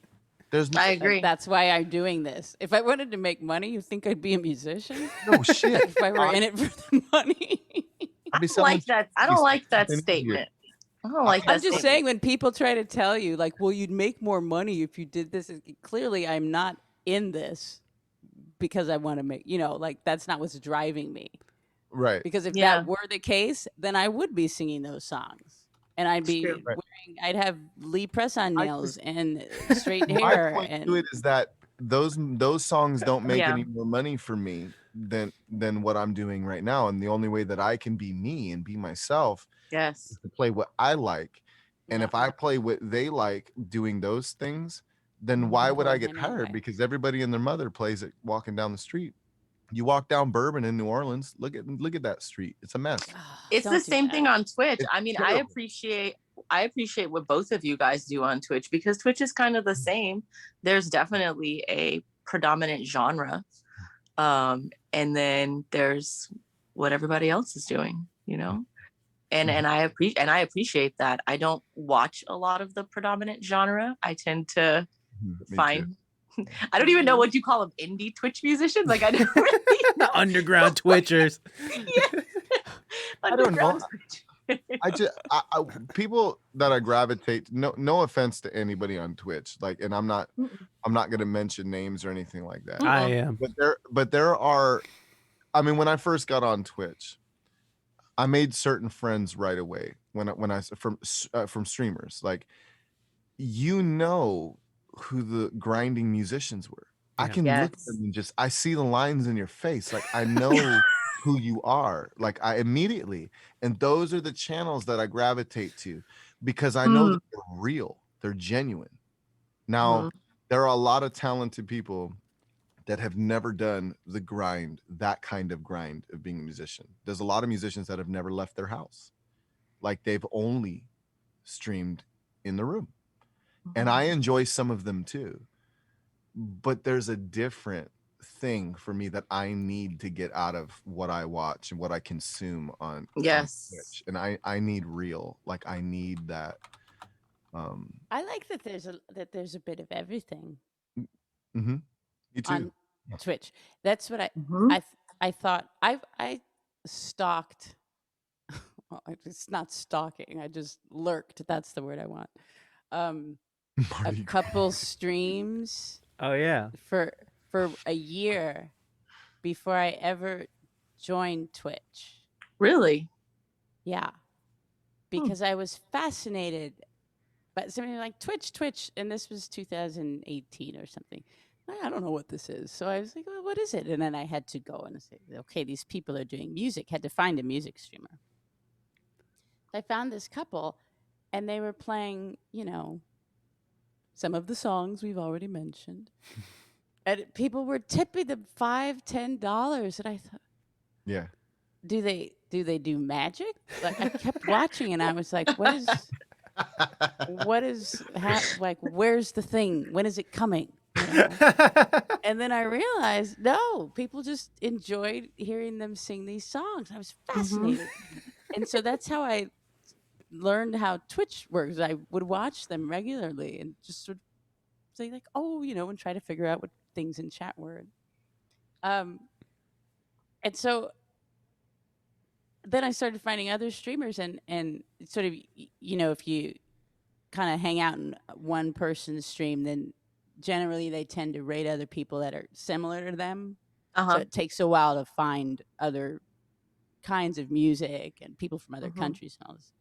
But once I started finding, variety, and seeing how many people were always on Twitch and always watching people, I said, like there's never a reason ever again. I felt like Scarlett O'Hara. I'll never be greedy again. Like there's just something for everyone on Twitch. There's so everything. many talented people. It's Yeah. insane. And so many listen people who watch them. Like people will find you. It's just fascinating. I don't, there's enough to go You know what around. streams I love right now? What? I'm infatuated with is marble streams. Dude, marbles. Dude, I watch marble streams like all the time. I blackish. Marvel or marble? Marbles. We were just playing marbles. Marble game. Yeah. Marbles on stream. It's the one we were just playing. Oh, you weren't here. Marbles is, I don't know why. I blackish. Have you ever been to his stream? Oh man, that stream, dude, he's funny as shit. And like this, just I don't know. It's one. I don't know. There's something entertaining about marble streams to me. Marbles. I like just chatting. Really? No, you like Amaranth. That's what you like. She's. I do. You like the e-girls. Hey, I like Indie Fox too. Like not just because she's in a bikini or anything. It's because like it's just like Amaranth is funny and she donates a lot of money. Music too.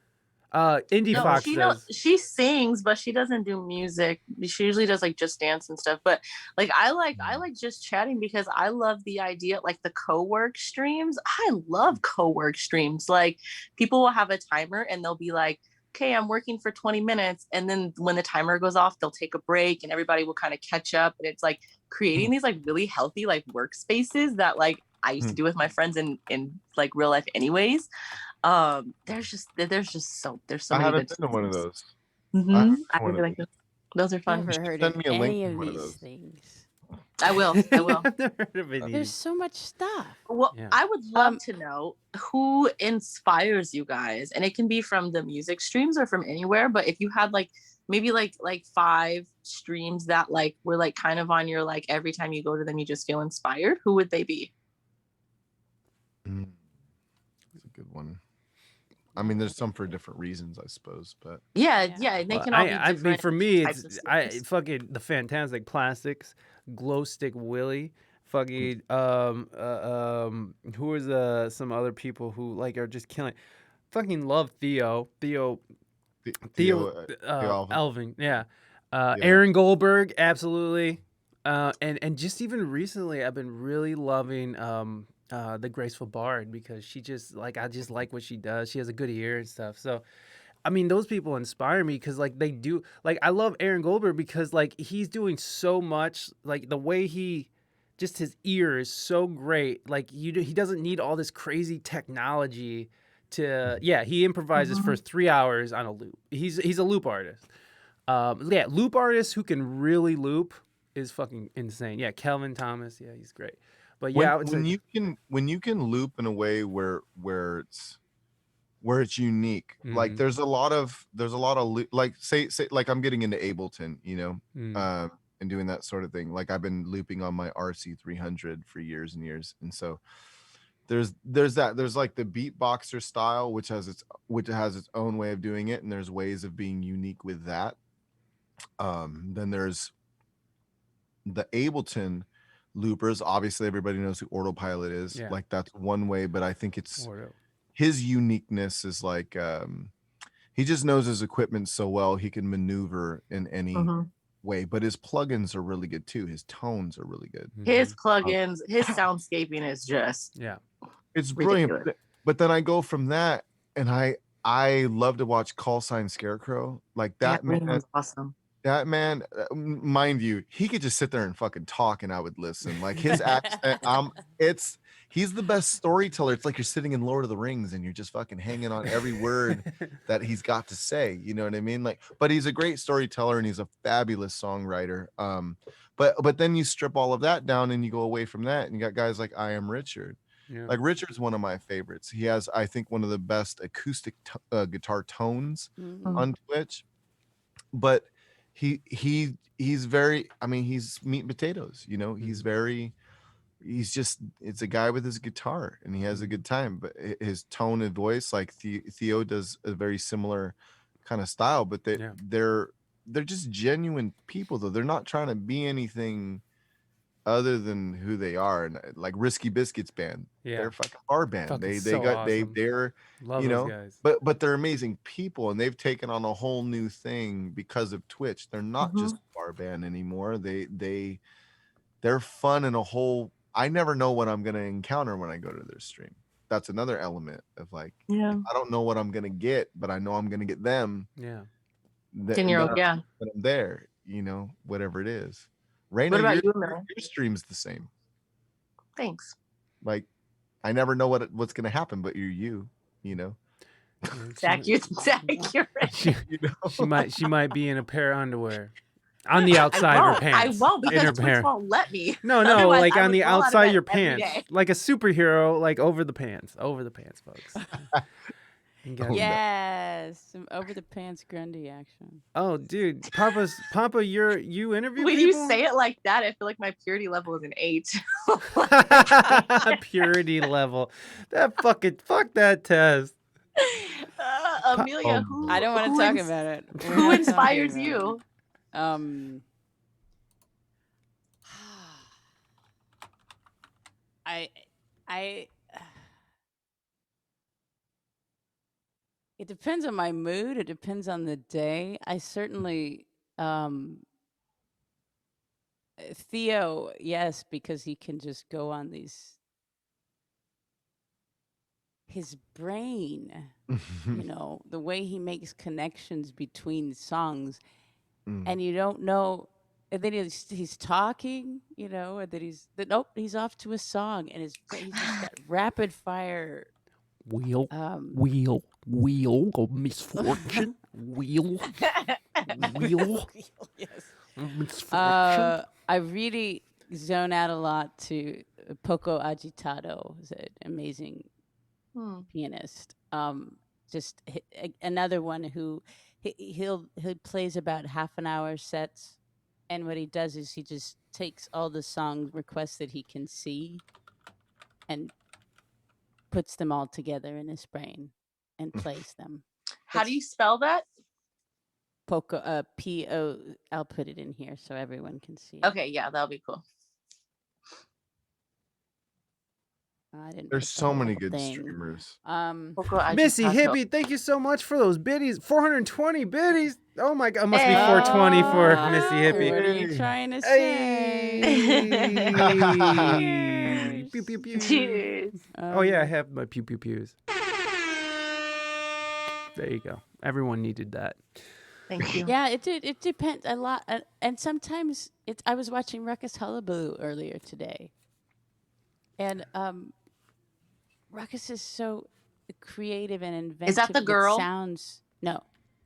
Okay, Well, no, I don't want to get canceled. It's Ruckus Hullabaloo. Oh, I okay. make no assumptions. You're right. I shouldn't have asked it like that. Never mind. I don't know who that is.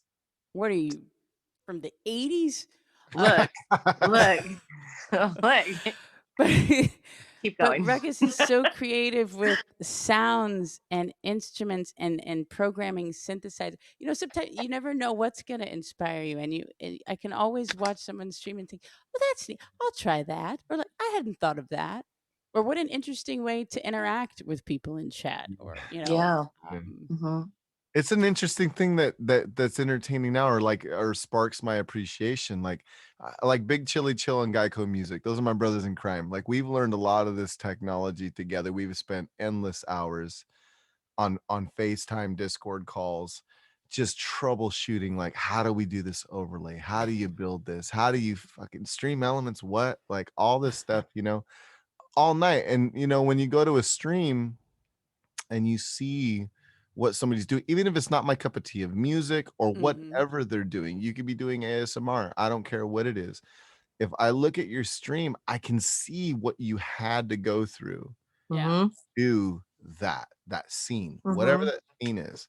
And then that alone, as a streamer, as somebody who's like stayed up and has twitches, pun intended, and all kinds of things, like I still have lingering. I don't know if it's a lot of the viewers maybe even know or realize, or if they haven't streamed before, but they're like, I still have physical like repercussions, like health issues from how many hours it took me to figure this shit out and to like stream just to route sound. If I wouldn't have my sound if it wasn't for Risky Biscuits band. Like Justin FaceTime me and helped me set up my drivers early on and all this shit and figure it out. I had no clue. I had mixers on desks and fucking cable doing this shit. I was doing cartwheels in here trying to get my sound to work. But it takes a lot. So I go to a stream and like, I mean, how well put together the show is, whatever the show may be, I appreciate streams just for that. And I'll go just like, what are they gonna, how they do that? Like how, like scene of action, perfect example. Have you guys seen that guy? No. Oh my god. Well, I thought we were all silent. I even nodded my head. I was like, yeah, I was like, okay, cool. So scene of action, like people in chat will know who Scene of Action is, but Scene of Action, so he's a musician, right? He does production streams and then he does like live music streams like a couple times a week or whatever, or once a week, whatever it may be. You are in an experience. It's all like original tunes, and it's like watching like Headbangers Ball from like the 90s. Like it's a music video, like things are happening, like it's a full-on production music video every song. I didn't know until recently. I moved to California, right? And I rebuilt this thing, and for a minute my desk was turned this way, and these are visqueen walls. It was plastic. None of the stuff was hanging up on the wall, so it looked like a fucking Die Hard movie hostage situation in here. And people were laughing in chat, and one of the people that comes to my chat often was like, this looks like Scene of Action's room in his garage before, like when he was first building it. And I was like, what? That's a fucking garage? He's in a garage? Like it looks like he's in this magnificent studio, that this scene that's happening. It's unreal. He's in a garage. I had no idea. Like it's brilliant. Yeah, I mean, I'm actually on Halloween. I'm actually trying to bring it up so we can all kind of check it out, because you got me all fucking hype on it now. I know. Now You should absolutely take whatever time it takes to pull up one of his videos. That's right. We gotta watch Like, this it's stupid asshole unreal. commercial. Fucking Make commercial. sure it's a live Appeal music film. one though, like one of its songs. What is it? I could not believe that he was sitting in a garage. Like no possible way that I could believe. I don't want to look until right there. Yeah, That's this him is in his garage. That's a garage. Oh shit. Bro. He looks like Where he's is on a it? fucking stage. And look at this. The production. Oh, whoa, The production value of this man. Wow. What's happening? What's happening? Sounds like a music video. Yeah. This does look like a music video. It's him in his garage. It sounds like one too. You must have like so many cameras. It's brilliant. And shit's He's just gonna like, have a camera people. yeah, it looks I'll like he pick has the- a camera gun. That's how Livy in the Middles is. Like they have to have camera people, like a whole set, because they're like everything about it is so perfectly manipulated. I love it. Oh, we know where Joanna Park was up to. Yep. Got you, boo. God. Said you weren't home. It's just so interesting. Like I've watched this guy stream so many times. Like, and then it's not even just when he's playing the music. Like, it's a TV show. The stingers he uses in between scenes, and like all the time and effort that he put in to building this over the last. I Yeah. think he's been streaming on here for like 3.5 years or something like that, or 5 years or something. He's been on for quite a bit, and to know that he started in a garage and now he's doing that, when I think of Yeah, my that's studio, my awesome. room, like what I'm doing, I've only been on here for a year. I cannot imagine what it's going to look like in 5 years. Isn't that so I can't exciting? Yeah. It pumps me up. I get so Mhm. freaking excited about the possibility of that. And then the chat's building it with me, like the community's building it with me, like all the bits and all the things that happen. This is what it. Mhm. Look at Yeah. that guy. I'm gonna move my stove over there and get crazy up in here. Go Shut nuts. up. Go nuts. All right. Move my stove from this You're side. you're of my the- new favorite person in the world right now. Like this, I knew you were awesome, but I didn't know you were this awesome. In Oh, Amelia, Pennsylvania. Like, Amelia brings it. You're my Amelia I brings it. remember meeting Amelia on stream and being like, Mike, you have to go right now. And it took him like a couple of streams for him to like make it over. And then that was it. Like he's a bigger fan than me. Yeah. yeah. But it was just like, you have to know this person. Well, What I- time? What Mike's the time do reason- you stream in correlation to me? What time do you stream in Oh, it's correlation? You're in early. Finland? I'm It's like 10 8 a.m. hours for ahead you. of you. So Well, this is how I know when I'm up too late is because I catch Sani Hala's stream. She comes to mine a bunch. Oh, We Oh, joke. yeah.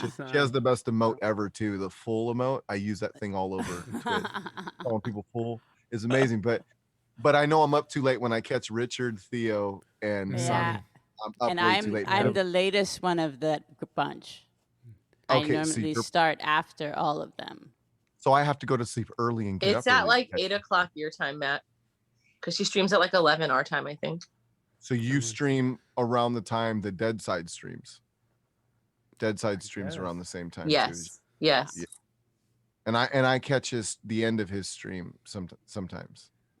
And so, which Dead Side's doing some album art for my singles that are coming out. yeah, dude. So FYI. Yeah, dude. Amelia, Matt, and Reina all have music that they're working on. We should talk a little bit about that. I mean, my God, what are we doing here? Matt, since you brought it up, can you give us a little more action? I mean, it sparked a rabbit hole of conversation. I know, and I know there's parts of the conversation you probably not want to really talk about too much, but there's still like, I want to know about like what's coming, not what happened. Or you can tell me whatever you want. You know what? I'm gonna tell you what you can and can't say, Matt, and you're gonna stick the fucking strip. I'm Are gonna we ask you a censoring, question, Mike? and Are we here's how you're meant to answer it. Censoring. Are we censoring Mike? Is that where we're at? We had this conversation last time I was on with Wow, said wow, wow. individuals. With Wow, said wow, wow, individuals. wow, wow, wow, wow. But well, I was working on an EP. What Mike's alluding to is I was working on an EP last year. I paid a gentleman up front to do a good deed so that he could pay rent and not have to go back to his respected country from America because he was at the end of the rope with his finances. I did a good deed to get an EP. We recorded all of the work for it, and it was supposed to be done 2 months after I recorded those parts. And here we still sit, and none of it is done. And so that's where that ended up. But in that process, I had talked to Deadside. Deadside was one of my favorites, favorite people on Twitch, and we started around the same time. We've been he's another guy that we've been grinding this out together on here doing this, but he is an amazing artist, branding master. And so he was doing album art for that EP.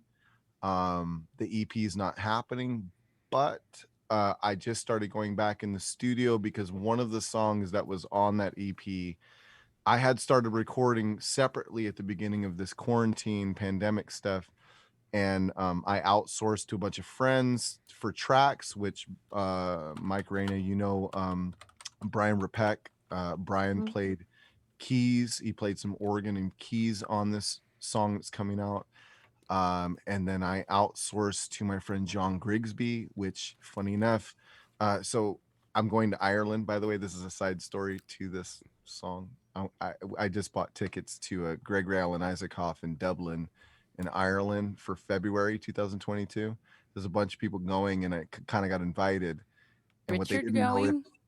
yeah, well, what they didn't know when they invited me to come to Dublin is that the band they were going to see, John Grigsby's playing on my single that's coming out. He's the bass player for Gregory Alan Isaacoff, the band that they're going to see. Oh, sick. Those are friends of mine, and we met years and years ago on the road grinding. And so John's playing on that single, and I'm really excited because that single was supposed to come out 6 months ago. And I feel bad because John has been waiting for that single to come out, and he's like, dude, how's it going? Like, he's always super polite about it, and here I am like, it's almost done, and then I paid for an album, it's almost done, and then homeboy didn't do what he was supposed to do with the album, and so it got scratched again. But now it's 75% done now, and it will get done in this month, which I'm really excited about. And then I got a plan to release it, and when and what date. But Deadside's doing the album art for that.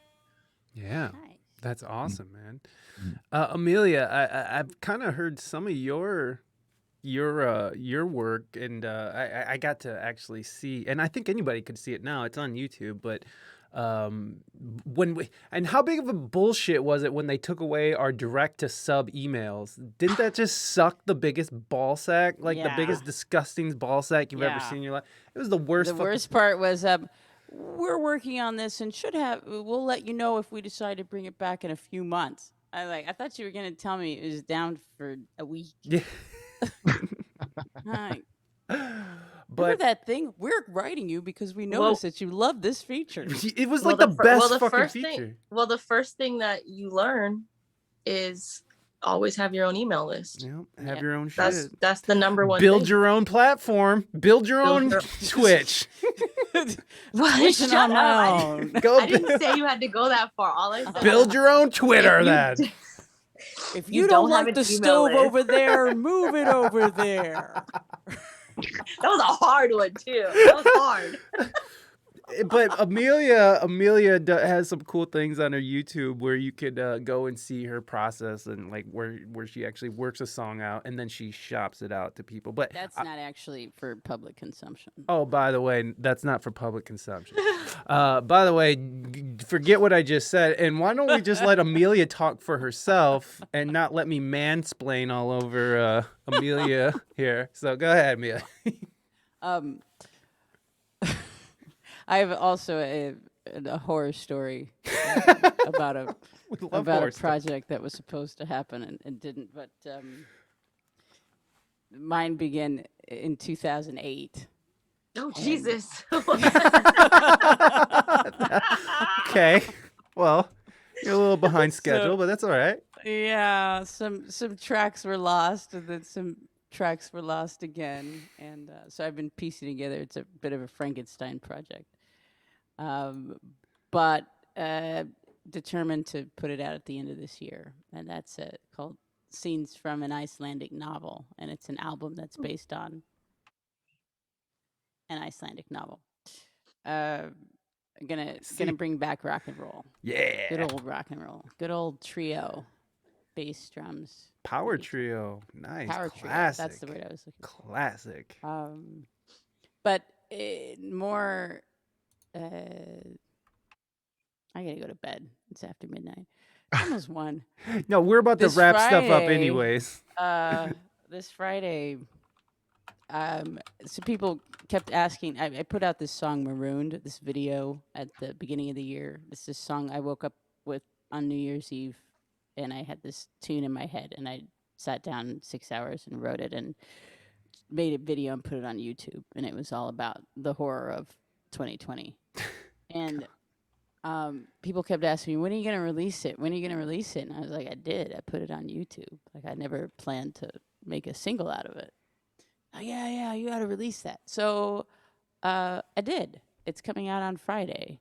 And it has some amazing artwork by Serial Killer, who's a friend of the stream. Oh yeah. And so I'm really looking forward to that. I'm most excited about the artwork because the song's been out for 6 months. I mean, the video's been out for 6 months, but it'll be nice to have it, where people can stream it and not just on YouTube. They can take it with them when they're off on their morning jogs and their Apple Musics or whatever.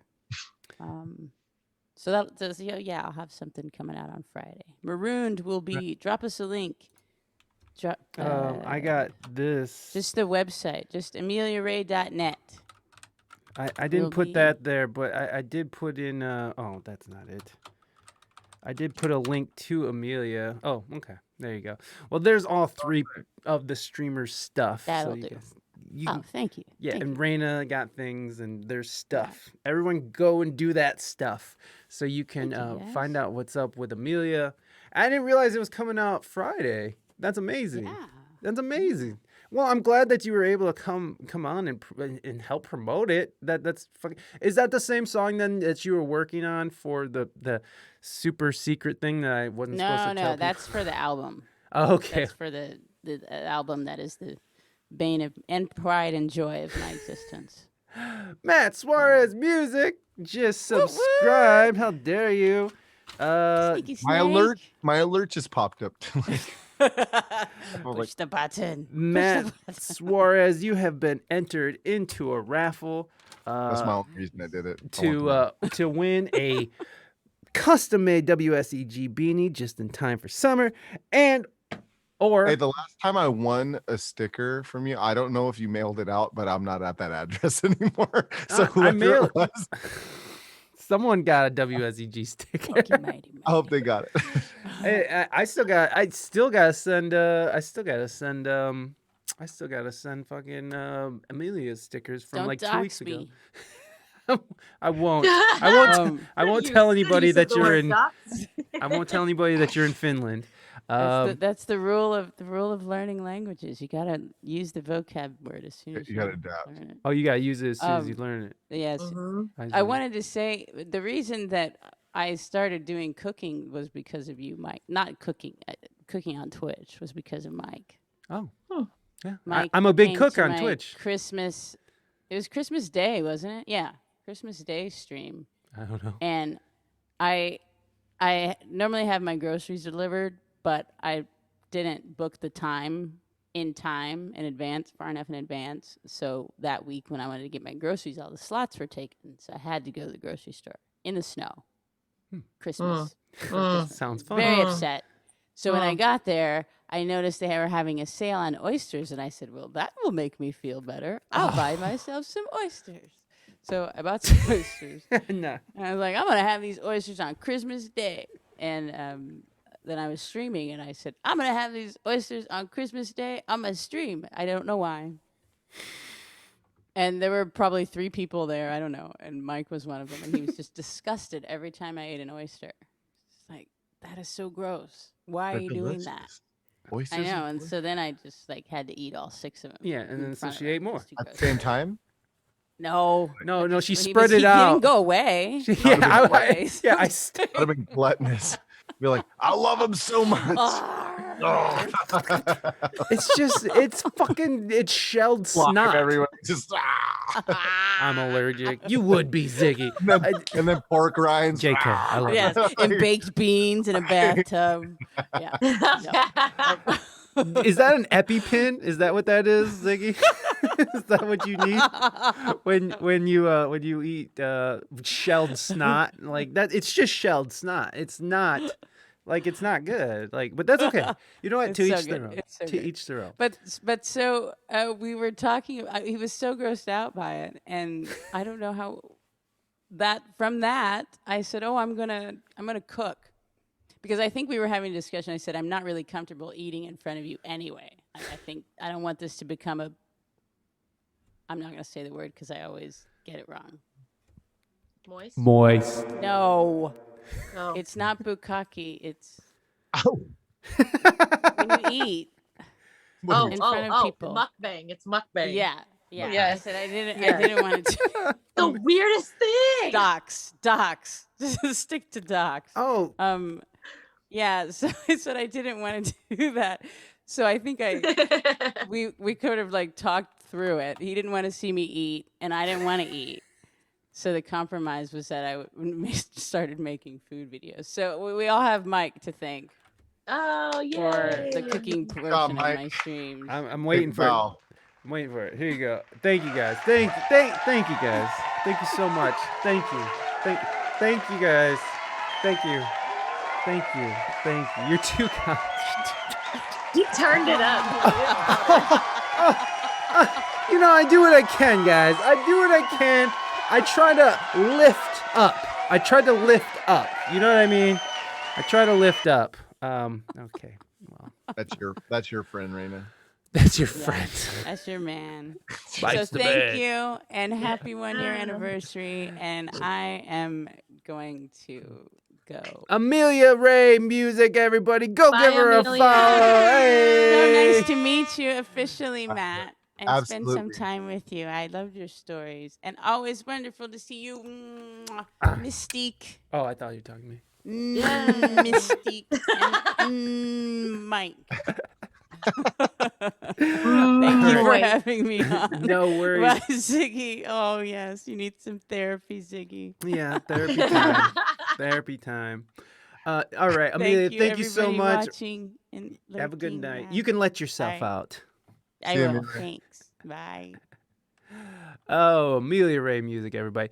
Okay, guys. Well, What a wonderful human. oh, I love Like- Amelia. She's just incredible. She's this incredible person. And goddamn hilarious. So like funny. that. So I love Too funny. like that's the thing. I will go to a small streamer's stream if I know that the attitude is more skewed towards funny and maybe pushing the limits a little bit. I don't care. Like I just feel like and not to say that Amelia's this like super small streamer because she's definitely growing and showing her and pulling some weight, but it's just I feel like if I'm in a stream that is like very sterile and there's people being like, could you watch the tone? You can't sing that. And I get it. Some streams are, and it's nothing against them, but it's just I'm not gonna hang out there for very long if I can't get down. What'd you say? Censorship. Do you hate censorship? Reina Mystique has some new music coming out, and I want you to talk about it a little bit before we wrap up. And I don't even think we're gonna have time to play games because look at this, it's already 5:45 and we got a show to play. So I'm talking about it's 2:45. What are y'all talking about? you got plenty of time. Amelia Ray, look at you with your hearts. Thank you.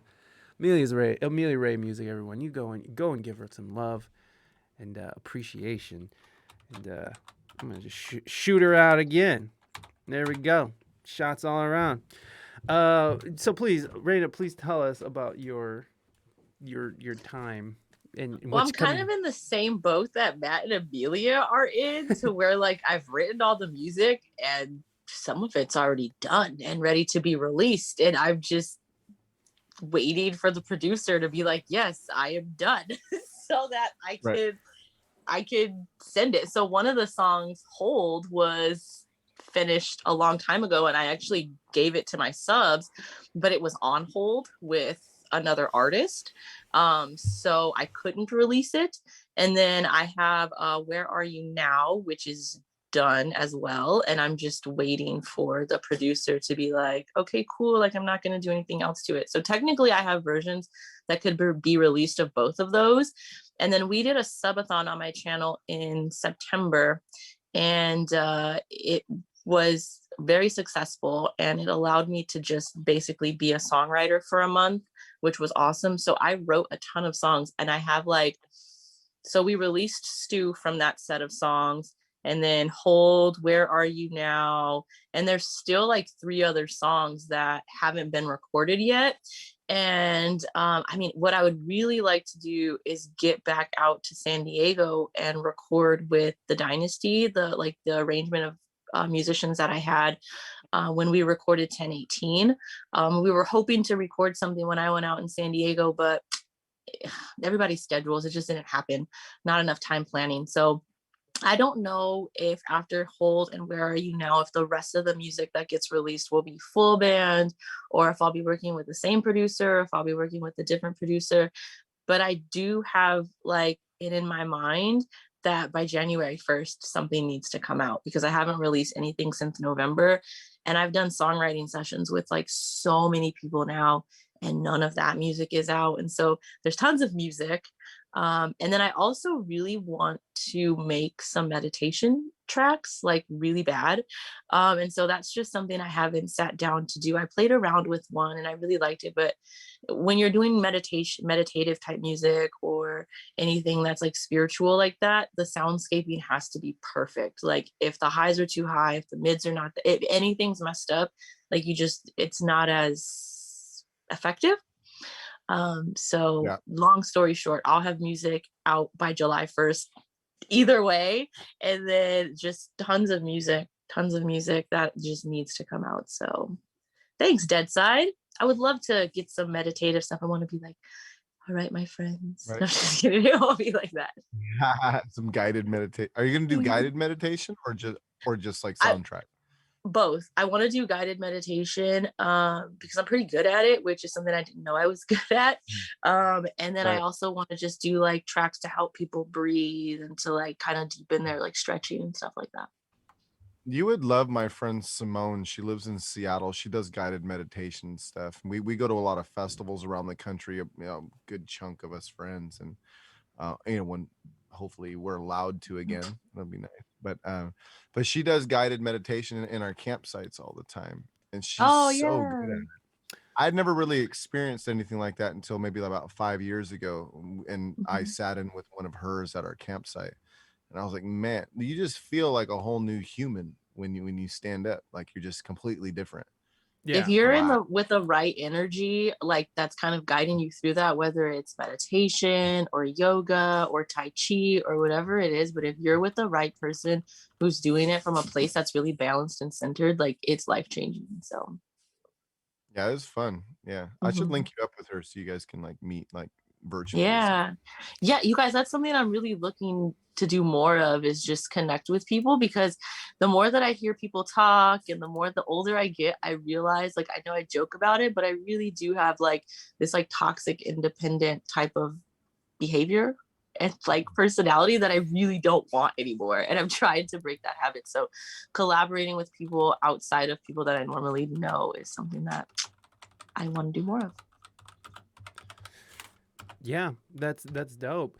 I missed some questions from the chat, or so I'm sorry. So we're gonna ask this last one. They were directed towards Amelia too. So, sorry, Missy. I'm so sorry I missed it. I saw him in there, and we just got so distracted with whatever the fuck we were talking about. But what are y'all's thoughts on being a professional artist, needing to create to pay the bills versus making your own money some other way and just doing your art, music included, of course, for fun and enjoyment? Do you think that the professional life takes away from the enjoyment of the process, or do you think it enhances it?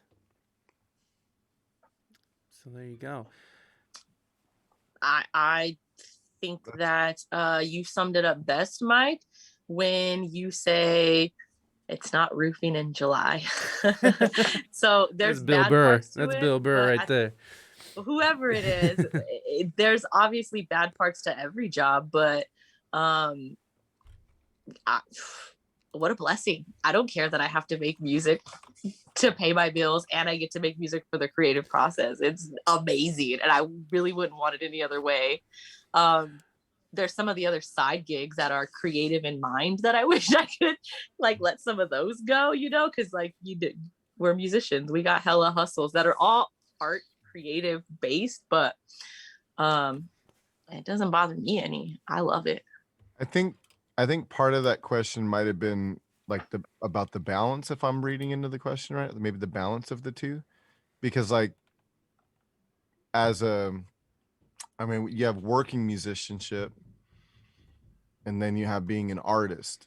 To me, like there's two different worlds of plan of attack if you're going to live in either one of those facets and have them support you. Because I honestly don't think, in the true sense of it, I don't think that one supports the other. I think if you're going to be a working musician, you be a working musician and your art will suffer a little bit. As far as performance goes specifically, because if you're playing 5 nights a week and you got a artist performance on Saturday, why am I going to come see you on Saturday when I could see you Monday, Tuesday, Thursday, whatever, for free at wherever. If you're playing like saturation, I guess is what I'm talking about. You can oversaturate your market of like delivery, you know, by working too much in it. So like if you can find a way to just be an artist, I think if I could go back and think of it or attack it a little differently, I might have attacked it a little differently for sure. Because like, I mean, the only way to make a living like as an artist, as far as like to build your brand, is to go take it to people. That's it.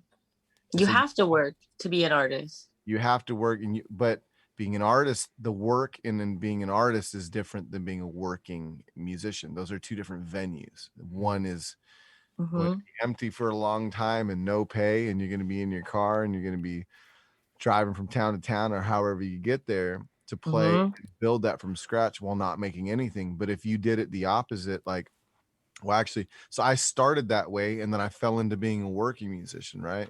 Yeah, now same. I have responsibilities. I have a 78-year-old mother that I take care of. I just bought a house for her. I have bills to pay. So for me to work back to being an artist, which the only way to do that is to not do working gigs and jump in it and be full on, like no quarrels about it. Like you go after it, you know, everything's in music is 100% or nothing. You don't get any results if you don't do it that way. So, but I can't give up the working gigs, you know, in a way. But then again, here's Twitch. This is a new light at the end of the tunnel. And that's what we're working for. Cause like we get to be like never ever at a 3-hour cover gig. Cause you do have, you know, those artist gigs that you're talking about, but never at a 3-hour cover gig did an hour of that gig have me playing original music, unless that's what I felt like doing. Because there were gigs where I was like, fuck it, I'm playing my music tonight, I don't even care, and people don't mind. But we show up on Twitch and we're working artists on Twitch because, you know, we're working, but like people are requesting your original music. They want to hang out with you. So this is a beautiful balance for that. And it is kind of like you see people like Raquel does, obviously she's playing covers, but at the end of the day, she's growing her business like no other. But again, Twitch is special that way. Last night in my stream, I got demanded by half of my chat last night that I need to do an all original stream at least once a month, because they're like, and I'm at what working gig are they going to be like, no man, we just want you to do you. And never, it will never happen. Like, play Don't Stop Believing. You know what I mean? Like, you're playing too many songs that people here just don't know. Well, see, again, it goes back to, I don't know why I get hired anyway, because literally 90% of everything that I'm playing, people haven't really heard anyway. So they don't know if mine or not. This next song's by John Prine. It's like, dude, I'm not even joking. But someone came up, but you know what? You attract sometimes what energy you put out, right? So I was playing in Solvang, California, which is like a Danish town near Santa Barbara, two nights ago, and nice little village. It's pretty rad. There's a whole cool story behind those towns like that if you ever look into it. But it's it was an interesting thing. There, you know, I'm set up in a new place. It was the first time that we had music indoors in over a year. Wow. It's the first time I played indoors in over a year, besides my studio. It was so crazy. Like, it felt interesting to be inside of a building instead of playing outside venues, you know? So I'm set up in this interesting way, a new way. And it definitely looked like a performance, like not just a bar gig. So there was a young lady that came up and she's like, do you know any John Moreland songs? And I was like, excuse me? she goes, do you know any John Moreland songs? And so backstory. So John Moreland's a friend of mine. Like, I played with John years ago. He's an amazing folk writer. He's one of the best wordsmiths, lyricists I've ever met in my life. If you haven't heard him, you should look him up. He's from Oklahoma. And he's the only guy that I know that's grinded like double hard than I ever have. Like, this guy has driven some miles in his car, guys. Like, he's a fucking grinding musician to the core. And this person came up and asked me for that. And I was in the mood to play that stuff that night. I wasn't in the mood to play bar songs. And I ended up turning this into like an intimate setting, and I ended up playing folk songs all night. for these people. And it was I don't know if I attracted it, but it happens, you know. Sometimes people come in and they don't want to hear Journey, you know. They want the real stuff. Yeah. You know? I mean, The prescription whatever stuff. The what stuff? The prescription stuff. Yeah, the medicine. They want the medicine. Yeah, you know what I mean. That's what to me. That's where the work gets done. Like your guided meditation. That's where the work gets done. Mm-hmm. Like there's time to party and there's time for fun stuff, and then there's time for healing. You know, and I think that's what my channel has become. Like I've always been a very deep, like intimate, like serious person. So like there's not much small talk with me. Like I don't. That's not my jam. That's why like my cameras ended up the way that they did and all the things I'm doing and what it's molding into is that. But it's a medicine. I think that's the real stuff. Yeah, I agree. I mean, shit, it's gotten us this far. Matt, Reina, thank you guys so much for coming back on and sharing this 1 year thing with me. Amelia too. I'm sure she's passed out. She's been drinking wine all day. All day, all night. That's all she does. I'm just kidding. Amelia's an angel. I do appreciate you guys coming on and sharing in this and doing this. So thank you guys so much. I appreciate it. Hey, congrats on a year. Thank you. Dude. Hey. Good job, honey. Oh, thanks, sweetie. Okay, guys. So next up, we have Reina and I will be doing an acoustic duo. And you got to read your kudos board first. We're going to read our kudos Can board. I stay for the kudos board? Of course you could stay for the kudos board. You can stay for this too. So, all right, guys, I'm going to release you and then I got to do another thing that I'm feeling cuz it's getting hot in here, guys. Oh. It's getting hot in here, guys. So, all right, guys, I'll talk to you soon. All right, bye. It's getting pretty hot in here, you guys, and I'm feeling like it's a little bit of a hot boy summer coming up. It's shaping up to be a hot boy summer. And so I think we're going to have to do this. Oh, wait, let me get set up a little better because I keep fucking up here. So give me one.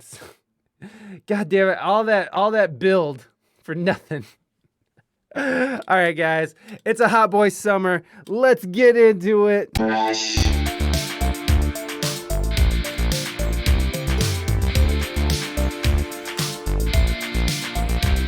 I drink my White Claw, and I buy my Bitcoin with my Biden bucks. I jam EDM while I rub one out to Joe Rogan's podcast. It's gonna be a hot boy summer. It's gonna be a hot boy summer. It's gonna be a hot boy summer. It's gonna be a hot boy summer. Yeah, yeah, yeah. Yeah, yeah, yeah. Pop Molly pills while I drink muscle milk and my douche flutes. I hit it. Oh, shit. Told me to put my shirt back on.